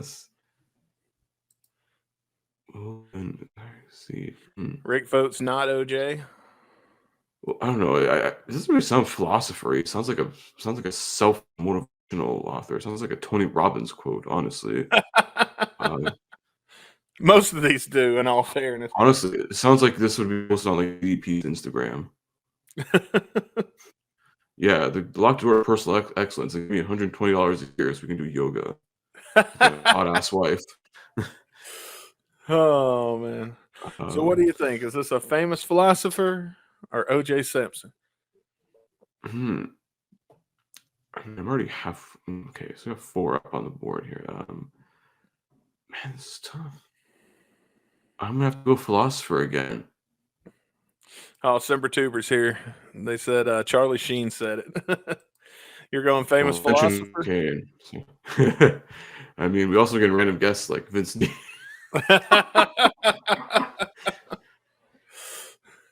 Well, luckily you don't have to guess the philosopher. You just have to say philosopher or O.J. Simpson. Yeah, I think it's philosopher. We're going with that one. Going with philosopher? And you're right. It was Confucius. Confucius, hey, motherfucker. All right. Hang on. Let's give him the old... Go full hand. Good job, Chris. All right. Let's do the next one here. There is no prayer so blessed as the prayer which asks for nothing. Okay, it sounds like a Bible quote. I don't know. Sounds very New Testament-ish, honestly. Maybe. I'm a philosopher again. I'm probably wrong, but you think it's a philosopher? Oh, Rick disagrees with you. He thinks it's O.J. Simpson. Okay. Yeah. Okay, but I'm going philosopher again. Oh, I'm sorry, dude. That one was O.J. Simpson. It's okay. It's okay. Rick says, he reads the Bible. Oh, yeah. Bailey also said that. Well, Bailey got it right. He said that was OJ. Or Team Brazil. Or Team Brazil. All right. So I think we're almost done. I'm not sure. Okay. The day you take complete responsibility for yourself, the day you stop making any excuses, that's the day you start to the top. Is this a famous philosopher or O.J. Simpson? don't know. It sounds too modern to be a philosopher, so I'm gonna go O.J. Simpson. You're going O.J. Simpson? Yeah. All right. Well, let's find out. Oh, Rick is agreeing with you. He also says O.J. Yeah. All right, let's see. Yay, you're right. It was O.J. Hey. Simpson. They're 6. Team Brazil. Yeah, these are all also quoted Team Brazil at one point in secret meetings. That's right. All right, here's the next one. I think we might be getting close to the end. I really don't remember, so we'll keep going until we get to the end. Wealth consists not of having great possessions, but in having few wants. Is this a famous philosopher? I've heard this one before. It definitely sounds like a philosopher. You're going to say philosopher? Yeah. I mean, either that or Bob Marley. Simber says it sounds like a My GNR reference.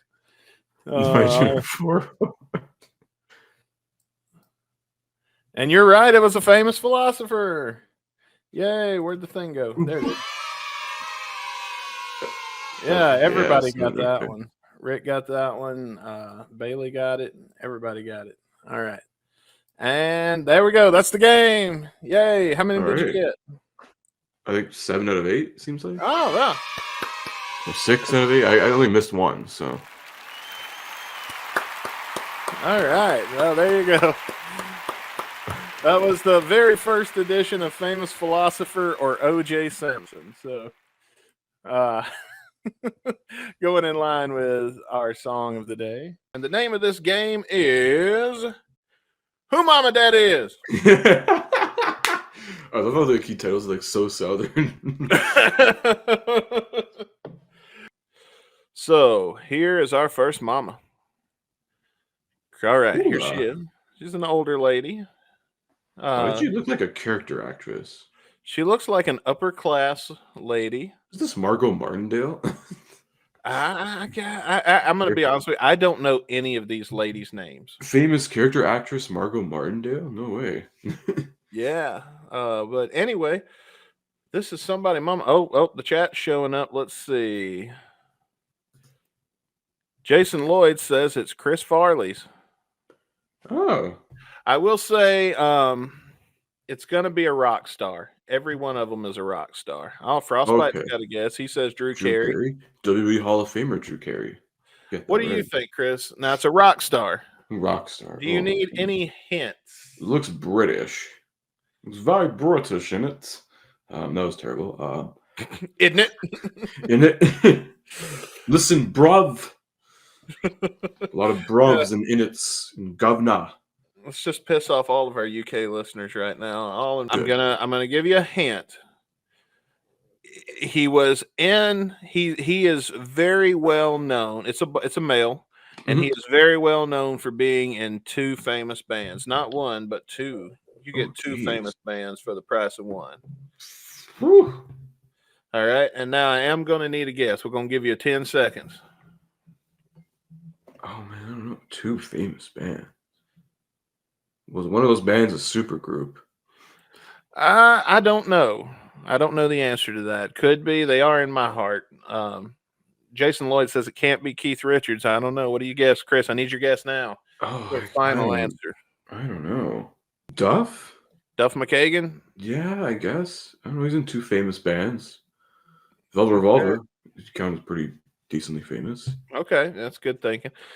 Well, it's not Duff McKagan. It is Dave Grohl. Oh, god damn.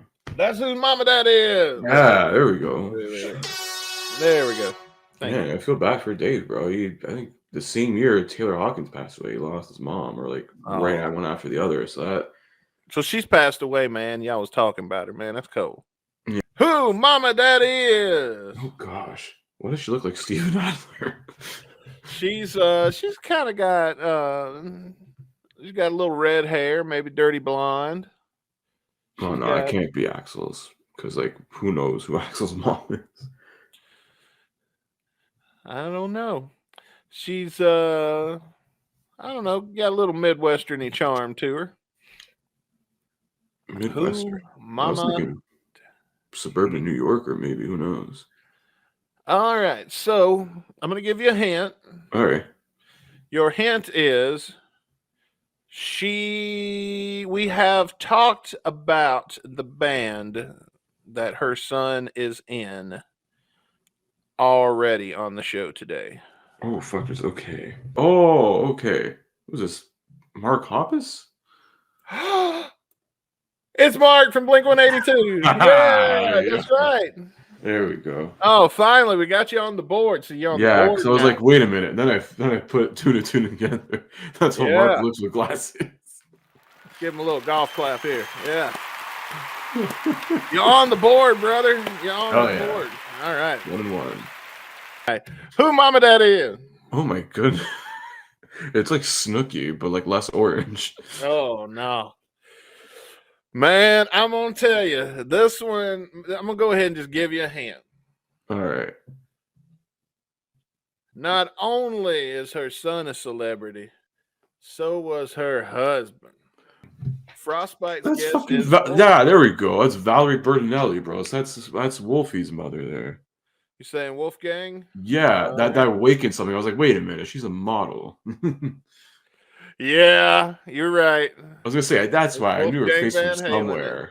Man, EVH was a legend. You see Well, the I one mean, he got they- to smash? Oh, Yeah, they man. kind of divorced, but I mean, they still, you know. Who cares, man? Okay, bonus points. Would Dustin Bonez bang Wolfgang Van Halen's mom? I think anyone would say yes to this. Anyone who's straight would say yes. All right, I'm going to give you the bonus points because that's an obvious yes. That was a very come on. It's Valerie Bertinelli, man. Yes. Who Mama Daddy is? Oh goodness. Frost says twice, yeah. Twice on Sunday. Oh man. I actually don't remember this one, so you're totally on your own because I Oh, can't shit. preview the PowerPoint. Wait, yeah, I can. I can pull It's it up. like it looks like Courtney Love if she didn't smoke fucking crack. That's what she'd look like by now. Yeah. Like drug-free Courtney Love is a straight edge. Look pretty good. I can't even see a drug-free Courtney Love. I can't even imagine. That doesn't exist. I mean, well then again, Courtney Love is just fucked in the head. So yeah. Hang on, let me see. Oh, okay. Okay, I got it. All right. Now that I know the answer, let's see. Your hint is I have talked about her son on this show pretty regularly. And one of the things that I have said on the show about her son is I feel bad for the people in the front row of his concerts because they're the ones that have to smell him. Oh fuck. So what celebrity have I said on the show looks like they smell really bad? And no, it's not Janis Joplin, even though I said that. No, I have like 5 in my mind, but they're all probably wrong. Oh. Anybody in the chat want to take a guess? Oh, Jason Lloyd says Gigi Allen. Yeah, okay. No, I don't think That guy was born of the spawn of Satan. You have a mother. I don't think we have to say Gigi Allen probably smelled bad. No. I don't know. Who the fuck would smell like shit? Listen, it's either some like crusty punk kid or like a big fat dude. I was thinking more like trailer park BO. It's a very, you know, when you meet somebody from a trailer park, they always have a specific pungent kind of BO to it. Yeah. It's like a mixture of beer and I haven't showered in 6 weeks. That I don't know. I feel like I'm leaning towards MGK, so I'm gonna go with Machine Gun Kelly. You're going to go with Machine Gun Kelly. Okay. I know that's probably a terrible guess, but it's you not kind of Machine described Gun him. Kelly. It is Kid Rock. Oh, even worse. Oh, I you could have just said this is the guy that's trying to bring the F slur back. Who Mama that is? What? Now, before you laugh, that's somebody's mama. Yeah, I know, but like That's somebody's mama that we love very dearly. Like- Or that I do anyway. I don't know. Wild guess, Frost. Elton John. Oh, I can see it though. I can see Kind Elton of, John. yeah. I will say, I'm going to tell you straight up, it is not Elton John. Looks this again like man- another British lady. This man is an artist that I have on our YouTube channel released a watch along to one of his music videos. Ooh. Was So I involved in it? Probably. I'll be honest with you, I don't remember. We we do so much shit, dude, that it Oh, runs man. together for me. I edit it, I put it up, and then we start on the next thing like instantly. So I don't remember if you were in it or not. You could have been. I remember somebody being in it. I just don't remember who. Oh god, no! I was gonna say Ace Frehley. I'm like, no, I can't. Ace Frehley. No. Oh Well, man. all right, I'm gonna give you 10 seconds. I need a final guess. God damn it! This hint sucks. All right, I'm going to give you another clue.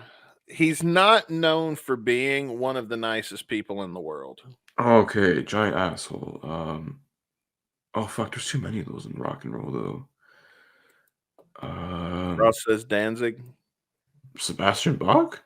Sebastian Bach. You always kind of rub people the wrong way sometimes. We'll go with Baz. You're going with Baz, final Yeah. answer? Well, I'm totally wrong, but thought my clue might give it away. Alice Cooper. really? Alice Cooper is a nice dude. No more Mr. Nice Guy. Oh, you're talking about the song. I thought you were talking That's about where I some was going general. with that.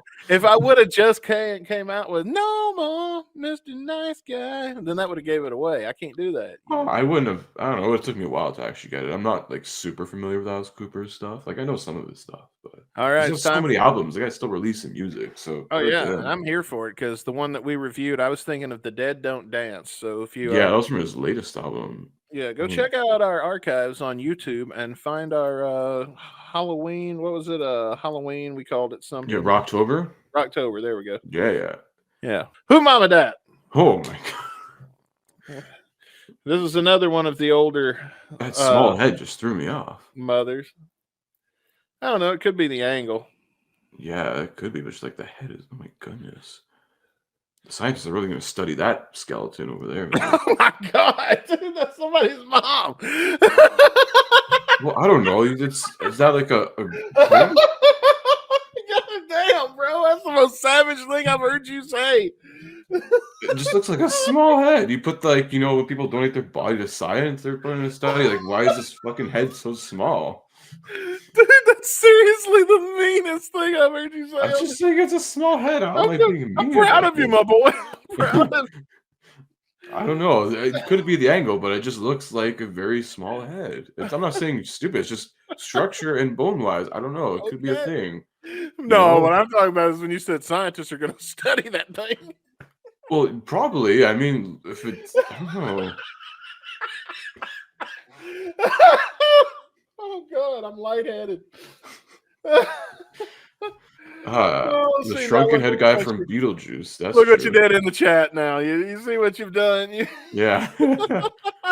Or from the sequel, which is coming out this year. Speaking of Beetlejuice. Oh, I'm crying. I'm lightheaded now, and I can't breathe.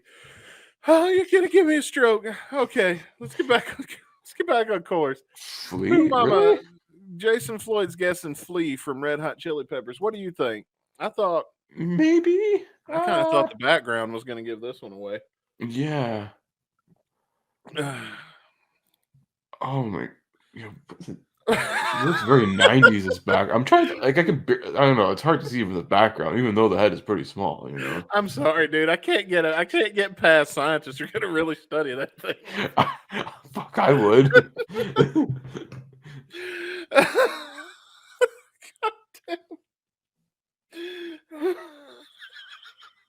Okay, just give me a fucking Okay. Frostbat says bad baby. No. Oh no, please. Don't mention trash like that. Okay. Let's see. This guy is known for demonic teas. Oh. And let's see, what else can I say? He does enjoy a specific type of alcohol. Demonic shit. And he is known for a specific type of alcohol. Oh god, is this Ozzy's mom? This was Gene Simmons. Oh fuck! I was gonna go with that, but I'm like, wait. Did these guys not drink? It's cold gin time again. That's a Gene song. Yeah, but they don't drink. Well, he's known for cold gin. Like people know that cold gin is a Kiss song. Yeah, because you said demon. I was like, okay, but it's specifically a Gene Kiss song. Whose mama that is, and it's weird because it looks like when Axl smiled in 2002 after all the plastic surgery. Oh, that's cold, man. That's what I see, but I'm like, it's better looking. Like, she is a Axl very like a lovely clown, but she's very better looking. She's a very lovely woman, just like I'm sure George Bush Sr.'s wife used to be. She's got a very. Bill She does have a mistresses used to be. She's got a very conservative look for who her son is, but I don't know. He's not exactly known for being crazy. Okay. But he is known. I'm going to give you a hint. Her son, who is a rock star, is known for 5 specific words.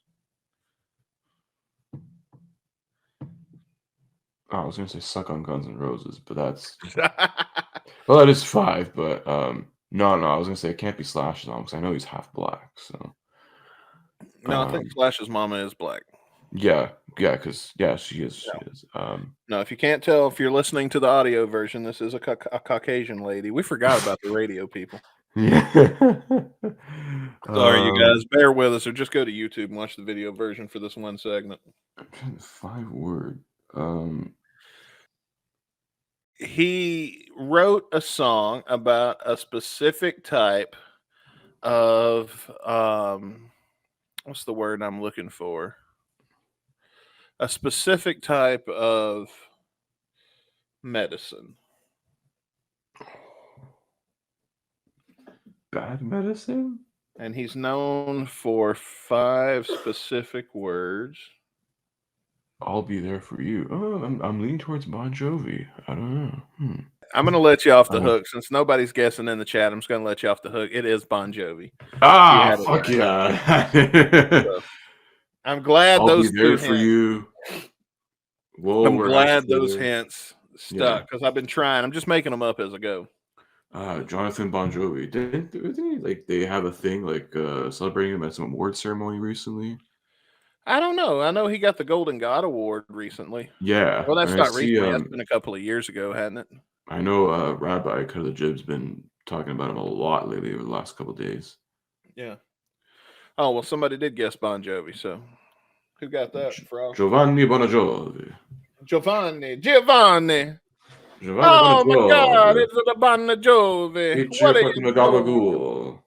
Your mother would be disappointed. Because we are joined by lead singer of the band Wigwam, Augustine Nelson, a.k.a. Glam, and all of my friends from real life probably know of this band because I've made everybody listen to it at least once. Wow.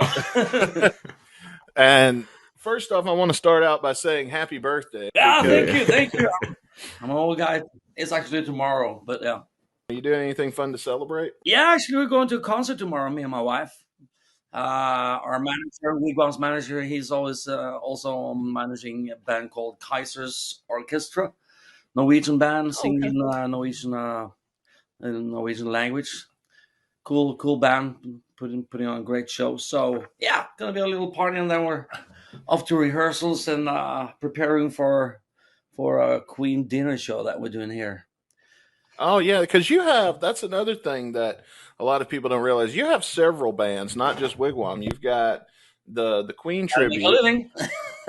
Oh yeah, and is Ammunition still going on? No.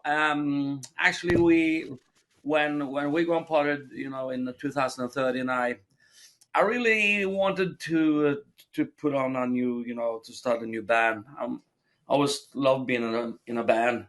So we started Ammunition, but once we got together with Wigwam again, and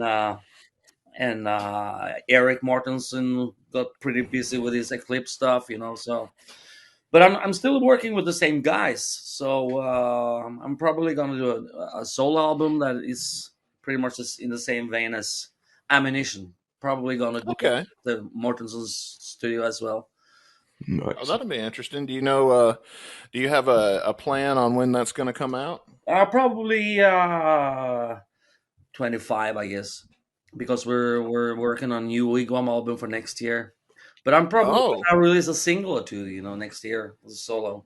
And the interesting thing is that when we started Ammunition, I was supposed to make that a soul album, because that was the time when Wigwam started to kind of break up, and I went to Eric's place for him to produce my demos.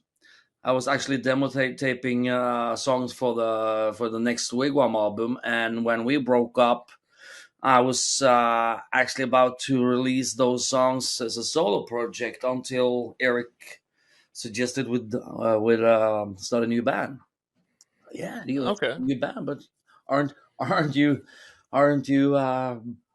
pretty occupied with your Eclipse? But they weren't back then. They're more busy now than ever. So back then they didn't play that much.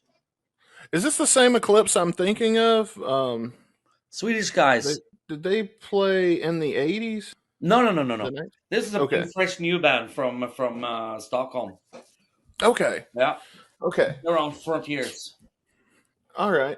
But I want to say something right at the beginning, so we don't make sure everybody hears it. You guys are getting ready with Wigwam to come over to the United States for a few shows. I'm seeing we've got a few in January, and we've got a few in August. So you're going to be making a couple of different trips this year. Yeah, the thing is, for a Norwegian band to come over, we need to have working visas. And last time we had to postpone the first tour because they couldn't prepare our visas in time because it was crazy time after the corona. So so now we are applying for a 3-year visa. So it'd be easier for us to do one-offs and just come over and play. How big of a pain in the ass is that to get together when you're trying to come over to America and get your visas and everything? It's a real pain in the ass because before we can apply for visas, we need to have contracts done. So first you need to establish all the contracts with the promoters and everything, and then you have to apply, and you never know how long time that will take. Because it's bureaucracy and that we don't have any control on that. So the contract will be like that you're going to play a certain venue, but they can't really set a certain date yet because kind of. So especially when you apply for 3 years visas, you have to have lots of contracts and and it's spread for 3 years, so we have a lot of things coming in the US, so we're really happy to get the plans going there, so it's gonna be cool. Yeah, I'm excited to see that you guys are doing a few more, especially because they're all closer to me. So. Yeah. I saw you guys played at the Whiskey A Go Go. Yeah, that was cool. Very small, but there's a lot of history there. Are there any other sort of like countries or festivals or any venues on that the bucket list that you're just dying to go play a show at? I just like to see all the scenery and just to drive around. I suggested that to my wife a couple of years ago. Should we just go to America and just rent a car and just go off there for a month or two, And now I get paid to do that, so that's great. Oh, that's awesome! I'm glad that you guys are getting it together, and you're recently married too. Has that changed anything in your life as far as like your music goes, or? Oh, happier, and more stable, maybe. Doesn't doesn't read that much, and a happier fellow. And I married this woman who's probably as crazy as me. So we're like buddies as well. So, and she's a singer, and we work together, and we have a great time together. So I actually feel very happy these days. And that can also reflect in the lyrics. Actually, I released a couple of soul albums where you can easily hear that I was the happiest guy in a period of my life. And yeah, you know, when life gives you lessons. When you're writing a song and you're in the process of writing one of the songs that may be sort of more of an angry tone or more of a sad tone, that's maybe more about a past relationship that you were in, does your wife ever be like, oh, there he is, he's in the basement again writing a song about his ex-girlfriend? Well, you know, that has been discussed actually. Who's that song about? You know, and is this song about me? And, you know, and sometimes, you know, also it's like fantasy stories, you know, like things that you've heard, friends stories, you know, and just to get that feeling.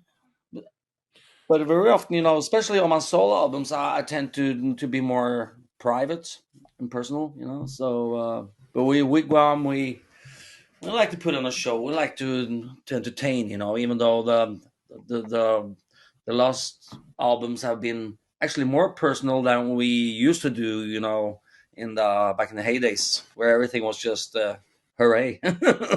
Oh yeah. But I like to write lyrics about funny characters or funny stories, like we did with the Ammunition when I did that song called Shanghai with this guy who actually woke up in a bed with his she-mail. You know, it's always, you know, those stories you hear, you know, and yeah, she offered backdoor deals and everything. You know, you're never more than one or two drinks away from that happening, guys. You know, don't judge your buddies here. No. I mean, so I mean, I really love to have some fun elements, you know, and some funny elements in the lyrics as well. So. Yeah. And you also cover some serious topics, because there's one song, I believe it's Never Say Die, if I'm remembering correctly, that is about a domestic situation. Oh, I believe you mean Out of the Dark. Oh, Out of the Dark. That's right. It was Out of the Dark. And that was about a domestic situation that someone was in. Oh. And you don't usually hear people talking about it from like a male's point of view. Actually, I think there are many more than we dare to think that are in situations like that. A lot of shame, you know, and hard for people to be honest about. So I've noticed also lately with some of the more newer Wigwam stuff, I'm seeing you guys are starting to kind of not really phase out the caricatures that you used to play, but you're starting to rely less on them. You're becoming more aga and less glam as time goes on. How much of that is intentional, or is it just a feeling of times are changing? And it's very intentional. When we decided to get back together again, I had established a solo career in Norway, and I had moved away from the kind of character that I kind of played in Wigwam. I mean, in the start of Wigwam, remember, we were kind of like a parody band, kind of like Steel Panther, and I played this character Glam because, you know, we were like 35, 36 years old, and we thought, you know, nobody wants to see these old guys, you know, family fathers, you know, playing rock and roll, you know. So let's make this kind of a fun thing, and we did that. We only played cover songs in the start, you know. So in the beginning, so we just created these personas and had a lot of fun with that, and then suddenly we started to write original material, and we were kind of stuck in that image, and especially me being a front man, Yeah. you know, it was a lot of pressure on me on being, that crazy glam character. So, and I played him well. I took it seriously, and I maybe took it too seriously because it fucked up my marriage, and in many ways it also fucked up my life because I was drinking too much and not taking care of myself. And when we actually in 2010 it became better, but then of course we broke up in 2013. After that, I had like many years of my life where I I had what do you call it, counseling, when you go and see a therapist, Yeah. to actually clean up my mess and to work on my everything to still be standing.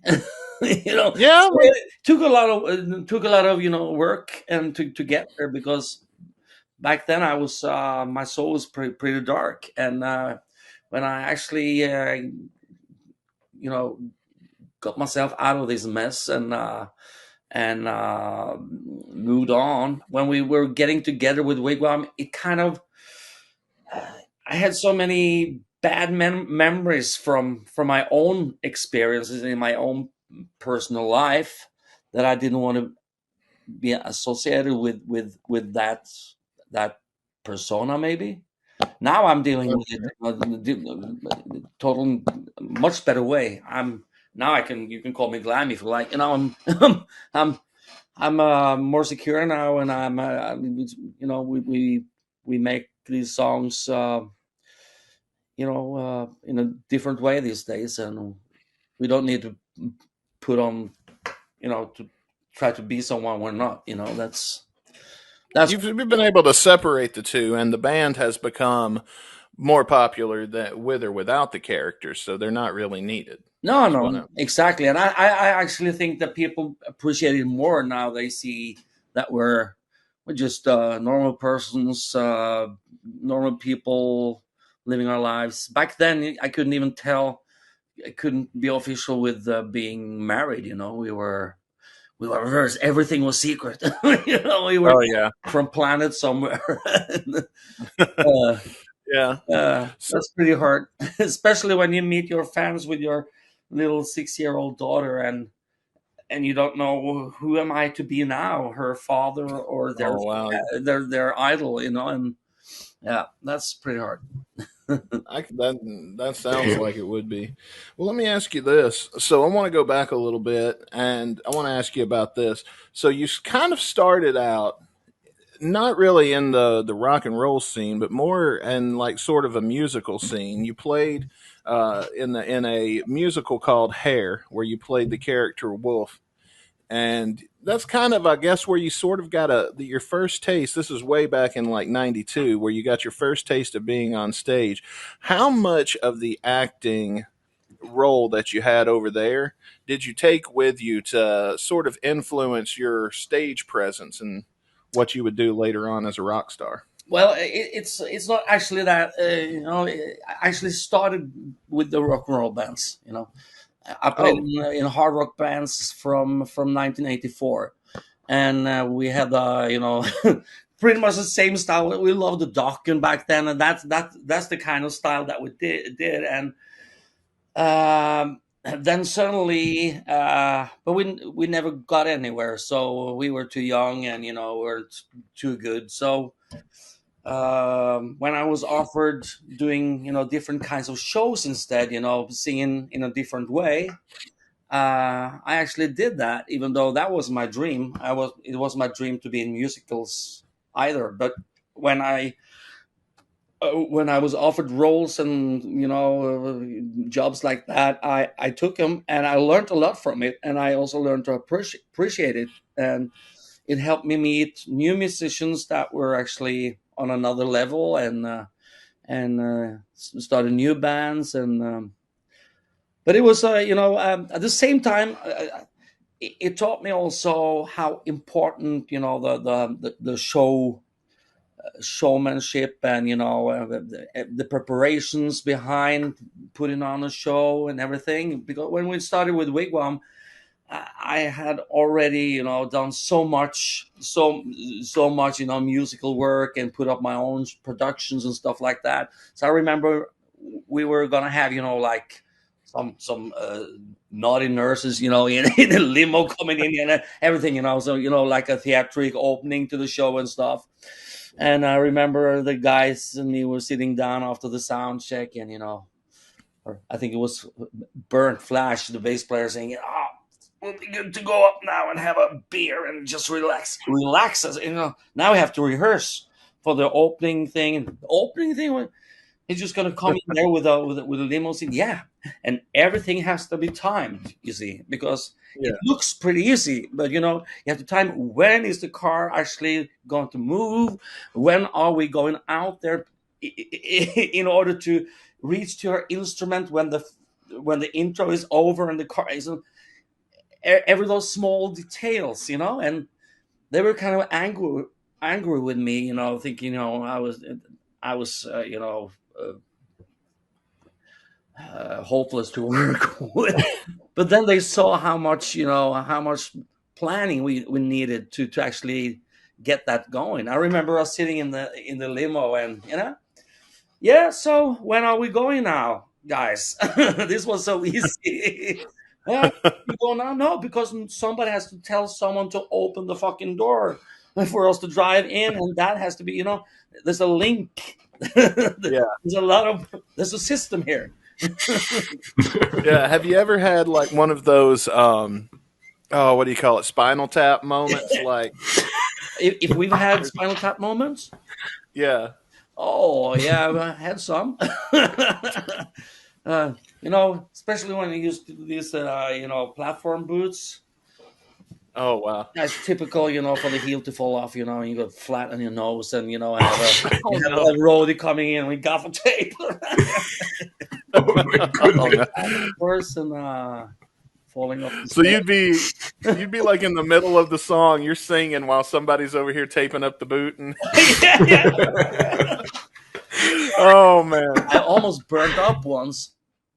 We were doing this big show in Oslo Spectrum, and it was during the break in Eurovision Song Contest, the Norwegian final, and we had won the year before, and we were doing this performance there, and I suggested that somebody should come in from the roof, flying over the stage, and it ended up being me, of course. And I'm afraid of heights. And I remember hanging up there for two songs before going down there, and I had this huge boa, Oh no! Coming down, singing down there, and once I'm on the ground, the pyrotechnics blowing off, and it caught fire in the boa. And luckily for me, the boa was hitched on the wire, so it was actually, it had a flame going up in the sky. But that could easily have been on me, and those spandex types that I used, the lycra thing that I wore. Yeah, they'll melt real easy. I would have my whole body would have burned. Oh, shit. So, yeah, that was scary. You're probably better off not having on nothing at all rather than spandex. Yeah. And I had pyrotechnics in my eyes. I was blind for 3 minutes. That was scary stuff.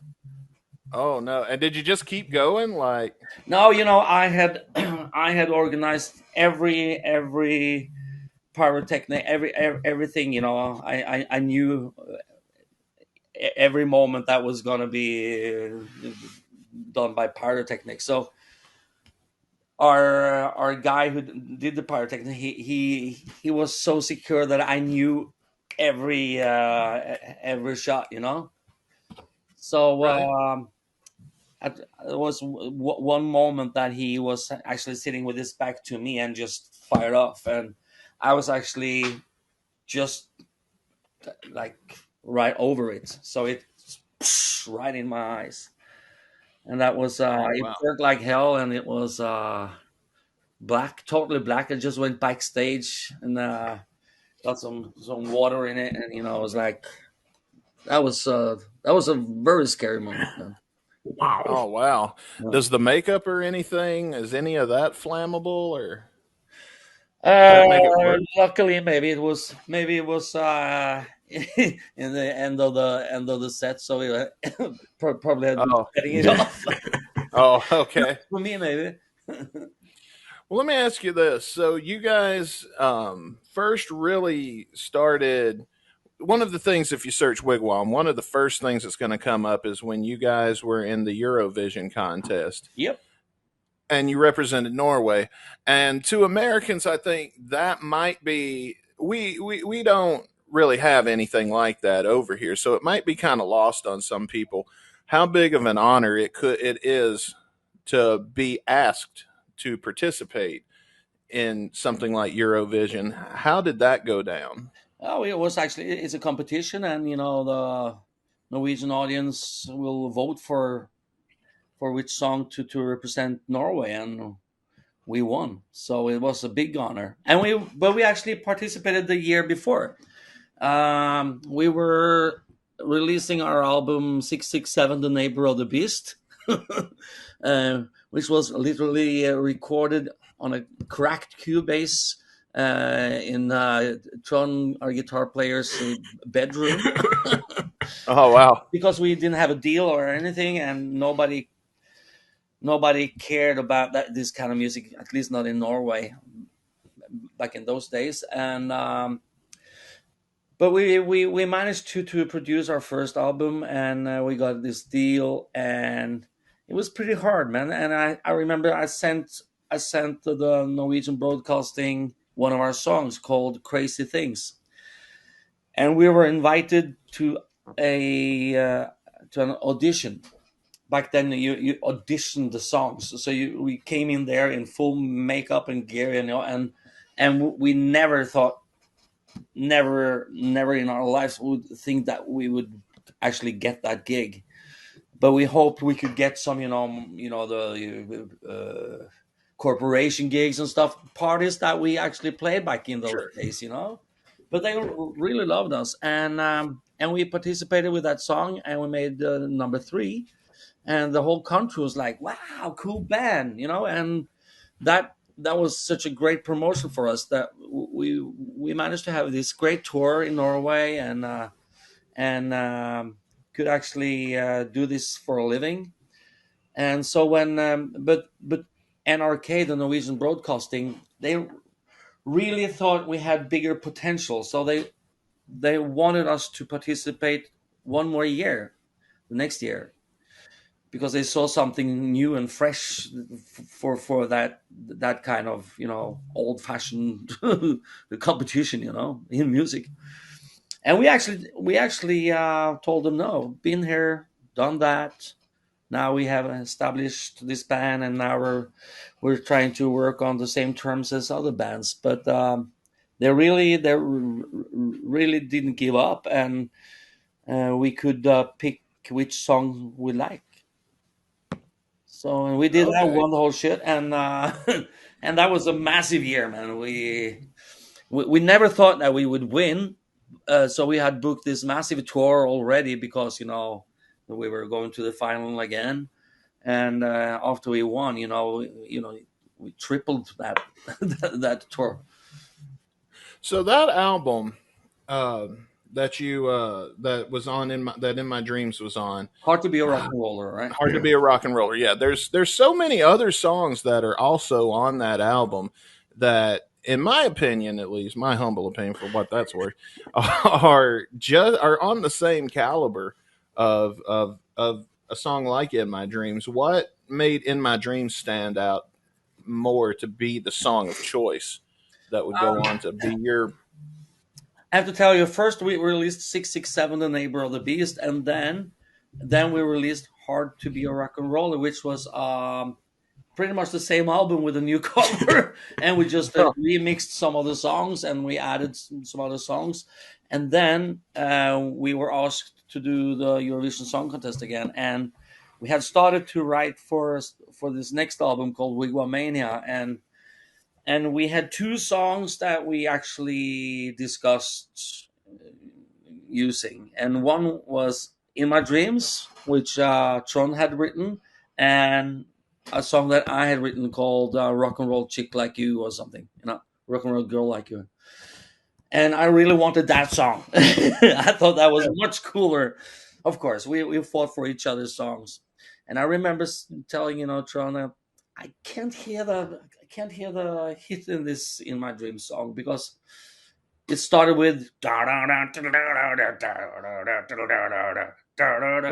Eurovision Song Contest you have 3 minutes, and you can't waste 8 bars on a riff that just repeats itself. So I remember telling him, this I can actually be positive if you started the song like dan dan dan dan dan dan dan, dan come on Dodo.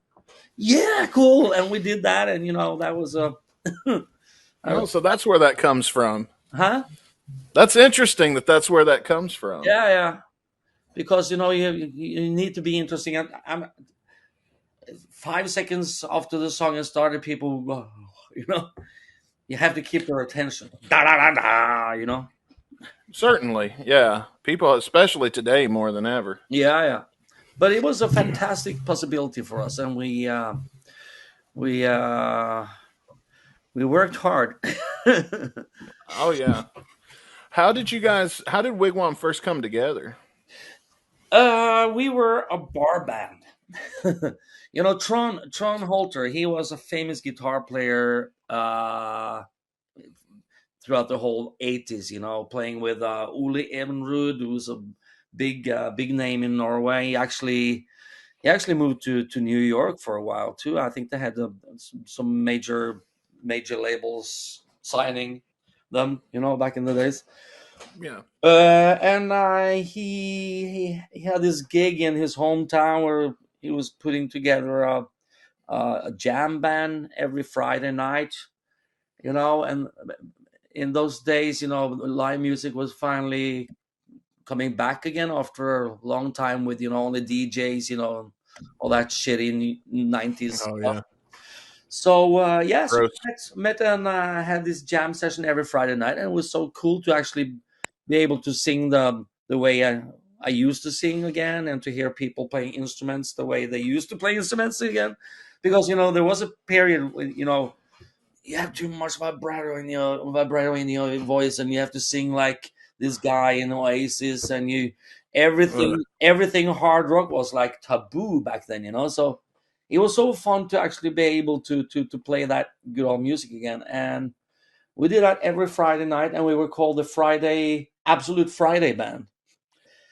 But then somebody actually wanted us to play a real concert at an 80s themed party.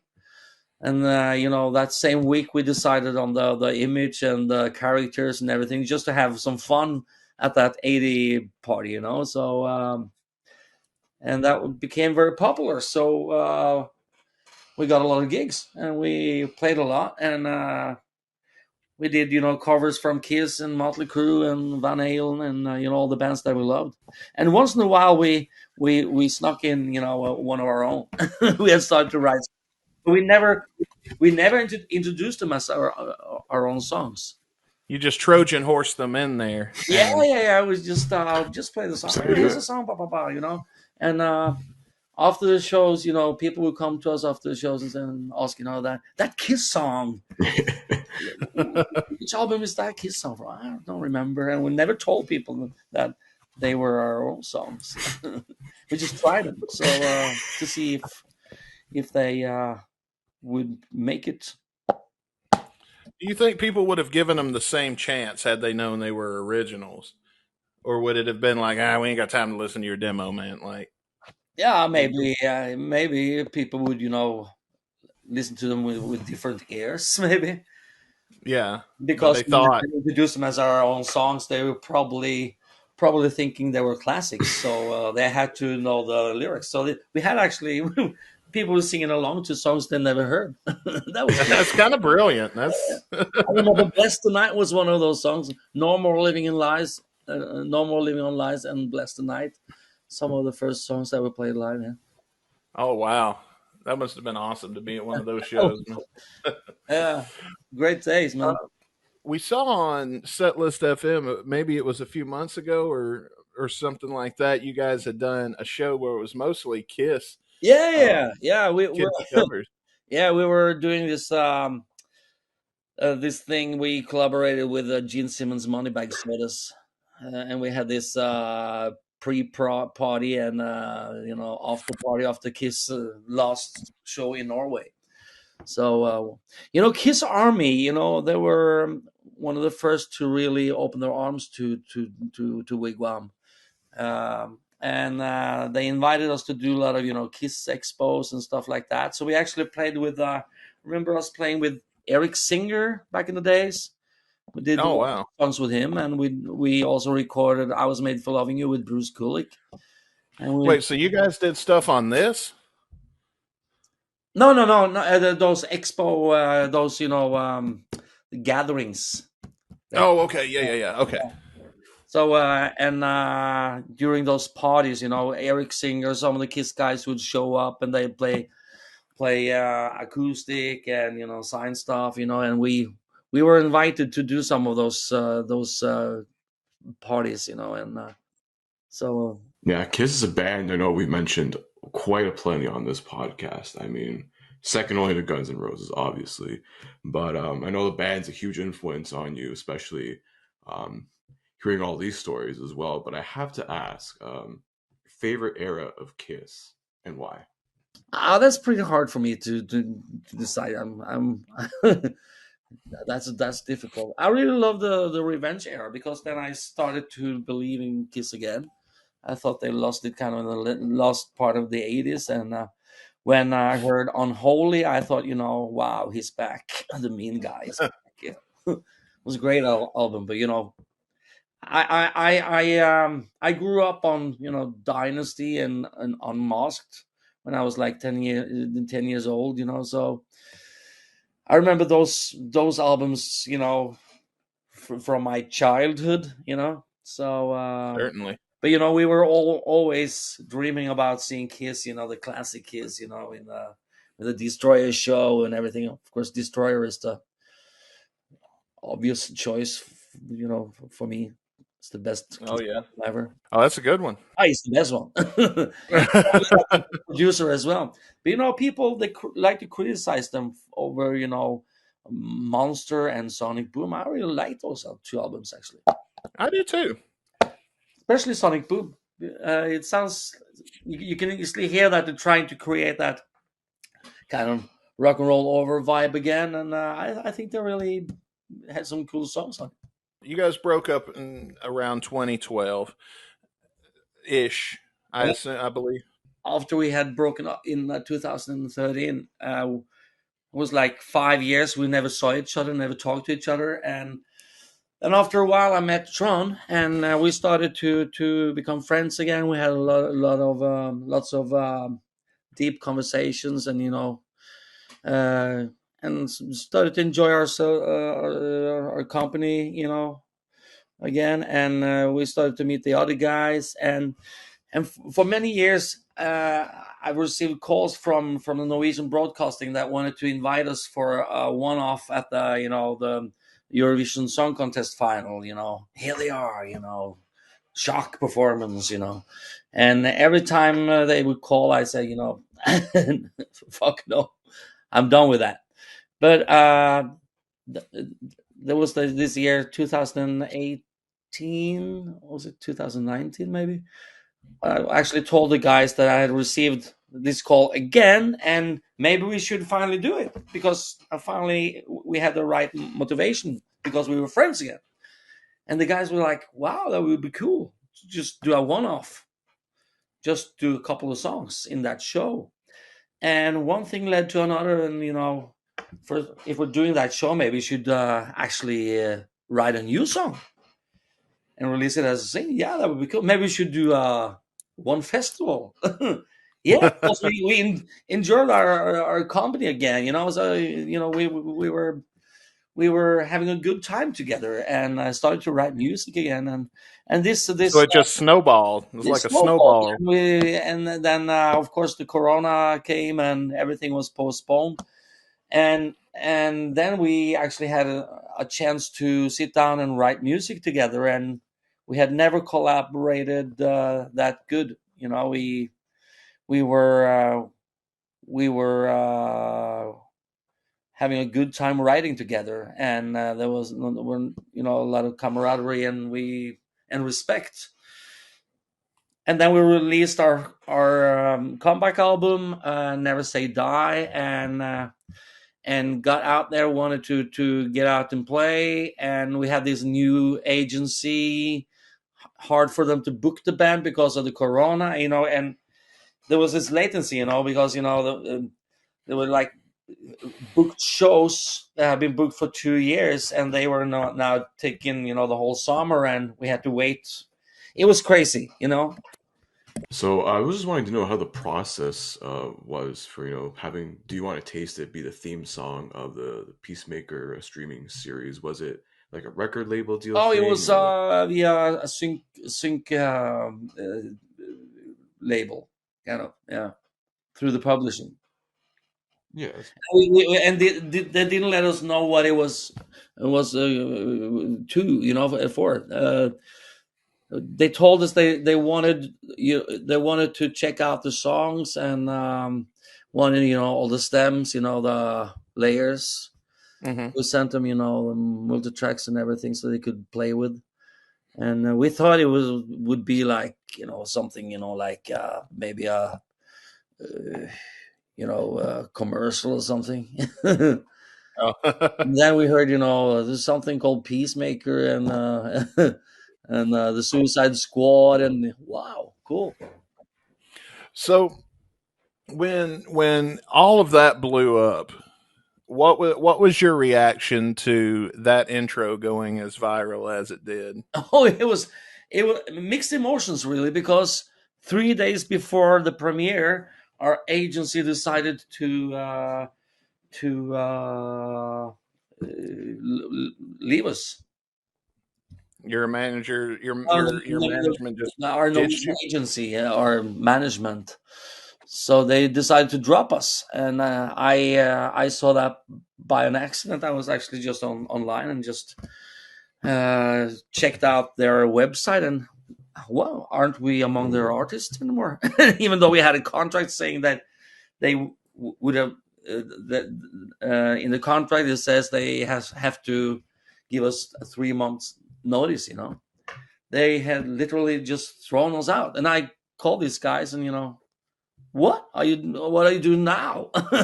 There will be a premiere now on this HBO thing called Peacemaker. That won't have any impact on the sales. They said. Oh. Yeah. Oh. And then suddenly everything blew up, and I remember I had this interview with Billboard magazine, and I told her that story, and she really wanted the name on this agency and the guy, the the agent that has dropped us, because she wanted to interview him. Oh wow, you're the crazy guy, What a stupid decision that was! Because exactly. Did they try to come crawling back? I sent a mail to their main office in Stockholm with him and the Norwegian company on copy, saying, are you really sure you want to drop this band now? And you could see all the curves, rip. Oh yeah. And then he started to call me, no, we really want you back. We really want you back. Okay, but then maybe we should have a meeting. But we already have decided on someone else, of course. Just wanted to. He just wanted that last. Yeah. Oh man, I hate that. I kind of hate that happened to you, because it's got to be a heart-wrenching feeling. But then at the same time, to immediately get that "fuck you" power, then I love it when somebody sticks it to the man. And then slowly we had interest from this company called Arm Entertainment in the US that was taking us under their wings, and they They do the management for Winger and Warrant and Brett Michaels and Lita Ford, Dawkins. So I think we're in the right company there, and hopefully there will be some package tours to go along with some of the tours that we're coming on. So, that'd be awesome to see like Brett Michaels and Wigwam and that would be Lita awesome. Ford. Yeah. That'd be a hell of a shot. I'd buy that ticket. I wouldn't even think twice. Mortgage, fuck it. Yeah. So we're really and hoping we can get back to the US as often as we can. Of course, it's we all the people that we met down there, our fans down there, they're so enthusiastic and know all the songs, and we're really taken by surprise, and it's we really appreciate how well we have been received. Really, because before that you never toured America. No, You I guys played had never one show been in here. America. I did the Rock and Skull Festival outside of Chicago with Ammunition back in 2015. I think that's the only time I've been over to the US to play. And did was there anything that happened during that time that kind of maybe soured you on the notion, like, well, there's not any money here, there's, It was hard to, being a Scandinavian band coming to America to play is very hard. I mean, you Americans it's so easy to come over to Norway, for example, to play. You can also, just come over and play, and you can you get your fee in cash, US dollars. For us to come over there, first you need to have to be signed by a company. Then an American company is gonna take care of everything, and you have to pay a lot of money to actually get the visas. So it costs a lot of money. The first tour we did cost more than it paid off, of course. But at the same time, it opened the door for us to apply for a 3-year visa, where we will pay the same amount of money for 3 years that we paid for a 2-week tour. Wow! Oh wow! Yeah, that's wild how that works. That's pretty wild. Because I'm seeing also like that classic rock sound that you guys have. It's starting to kind of make a comeback. You're seeing it with other bands like Dirty Honey. Even though I know they're a joke band, Steel Panther is blown up because fans respect their ability and that they can actually deliver. And you guys kind of fall into that new classic, what I have coined the new classic category. Alongside there. Has some of that style of music started to make a comeback in Norway also? In Norway, yeah, kind of, because we see now we're not only having our age in the audience. We see youngsters coming to the show as well, and they're happy to see people on stage that actually are playing. They are actually singing, and there is no autotune or anything. Oh yeah. Or just a laptop with somebody pushes a button. Yeah. Here in Norway, we have the biggest artists here in Norway. They come to the show. They charge twice our fee, and they come with this USB, and everything is just pre-recorded, and they get away with it. And people, because I don't think people go to those concerts, or they don't treat it like a concert. They treat it like going to a party. So actually, it's like someone actually playing their music on a party, really. Sure. And when you experience that, like, see, personally, I've always hated that because I can listen to my radio here. Yeah. Like I don't have to pay any money. Prefer, when I go to concerts, I prefer to hear the live version, even though it doesn't sound as polished and as massive as it does on the album. I want to hear the real thing. Some of the bands these days, some of the biggest bands, they have so much pre-recorded stuff, that it doesn't feel live anymore. When you hear the singer's background harmonies and everything, and Sure. it feels kind of, yeah. Could listen to it back home, on YouTube instead. I like bands that actually also can do different versions of their songs live, and it's like, wow, that was a cool version. And of course, as a singer, I think it's much. I think it's much more interesting to hear a band that I like, and that night the singer had kind of a rough night. He had been singing for 4 weeks in a row, and you could hear that on his voice. And wow, I saw the other show that was better than today, and yesterday he had a flu. Going to some of the biggest concerts these days, the song is exactly the same every night because it's pre-recorded. And it's like, yeah. And, yeah, but sometimes you can get a band that's better live than they are on them, like Kiss, for example. Sometimes, I would argue that their live shows are much better, or their live albums are much better than their. Yeah, but that wasn't live though. Yeah, well, and and I think that maybe 90% of Paul Stanley's vocal these days are pre-recorded, but he has. They're on their victory lap now, so for me it doesn't matter. But if we come to this with new bands that are gonna make a name for themselves, and they don't play a note on stage, that kind of reminds me of Milli Vanilli, right? Yeah, why is it? That's a good point, because why is it okay for everybody else to do it, but this one band does it, and we just kick them to the curb? Might as well bring them back into the fold and let them have a Wow. That was I think cool. one of them to record your songs and just send two young blokes out to dance and mime to your songs, and you can sit back home and collect the money.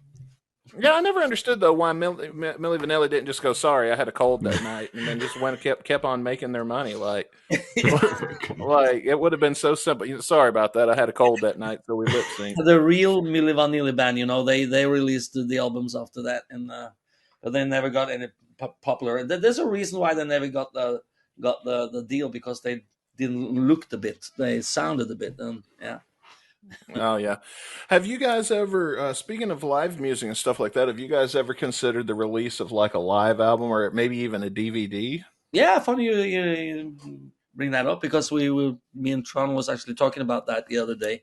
How cool it would be to release a live album again with his new albums, new songs. We released live in Tokyo back in 2007, I think. Yeah, and we also released that as a DVD, and we also had some live stuff on that Rock and Roll Revolution DVD that we released in 2006 as well. Okay, so it's time to release something new again, something live. So maybe after next studio album, because then we have three new albums and we have a lot of material. We actually record. Huh? Do you record your live shows when you tour? Not on multi-track, but sometimes our sound engineer records some stuff for us just to listen to. But we're actually thinking about maybe doing something in the US. That would be cool. Oh, that'd be neat. That would be awesome. Yeah. And that's me speaking selfishly, because I'm here, so and I want to go. So that'll be fun. I mean, these days it's so much easier, and to bring out to record stuff on multi-track for a live show. Yeah, you just take a laptop with you, and but it would be cool to have some cameras as well to actually make it visual. So that'd be awesome. I would look forward to that, and of course we look forward to anything you guys are going to release in the future, because that's cool. So far, I mean, nothing has disappointed yet. So thanks. It's very rare that you find a band that just hits as often as Wigwam does, and it stuns me. I cannot believe that more people don't know about this. I don't know how that's possible. But now, we've never had anyone working with the band, in America, and we were when everything kind of happened with the Eurovision Song Contest stuff. We were living in a country where the fees were very big for a band like us. So we went for the money back then, and we actually we turned down a lot of offers to do shows in Europe and elsewhere because they didn't pay. So we thought, this is our chance to actually earn some money. So we did that instead. We actually turned down Sweden Rock Festival as well because it didn't pay shit. So we thought, are we going to Sweden Rock Festival to pay for peanuts or play for peanuts, or are we doing this show? Pay us a lot of money. We go for the money. So, but later but then later we actually we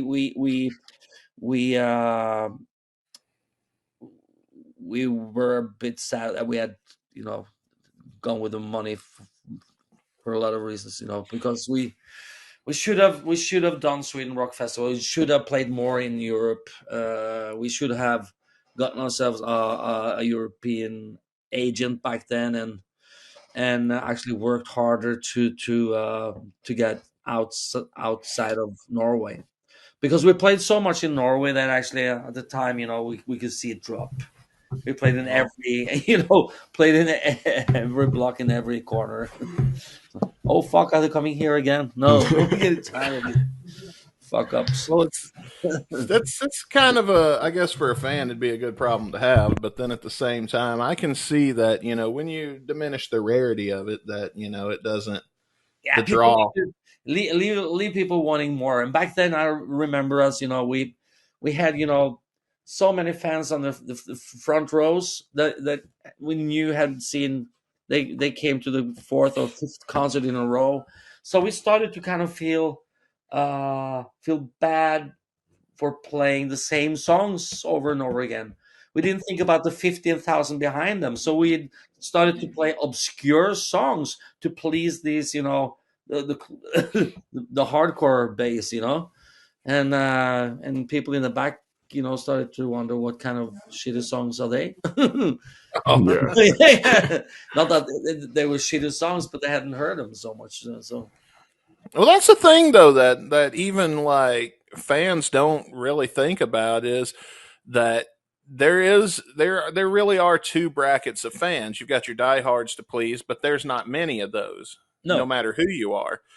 But then you've got all, like you said, the people behind them, and that's where all the money's coming from. Yep. And that's just part of the business. Well, I want to respect your time, and we're getting ready to wrap up here. And I gotta thank you for coming on. It was so nice talking to you from the ice cold Norway. Yeah. Minus degrees. Yeah, it's incredibly cold over there right now. I couldn't even imagine. I'm really looking forward to coming down to Key West as well. Bringing my.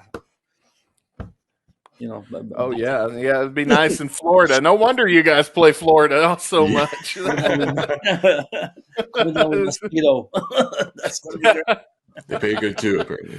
Well, you guys can head over to wigwamofficial.com. Link is in the description. Check and see where Wigwam's going to be playing, and they even have a spot where you can request a city.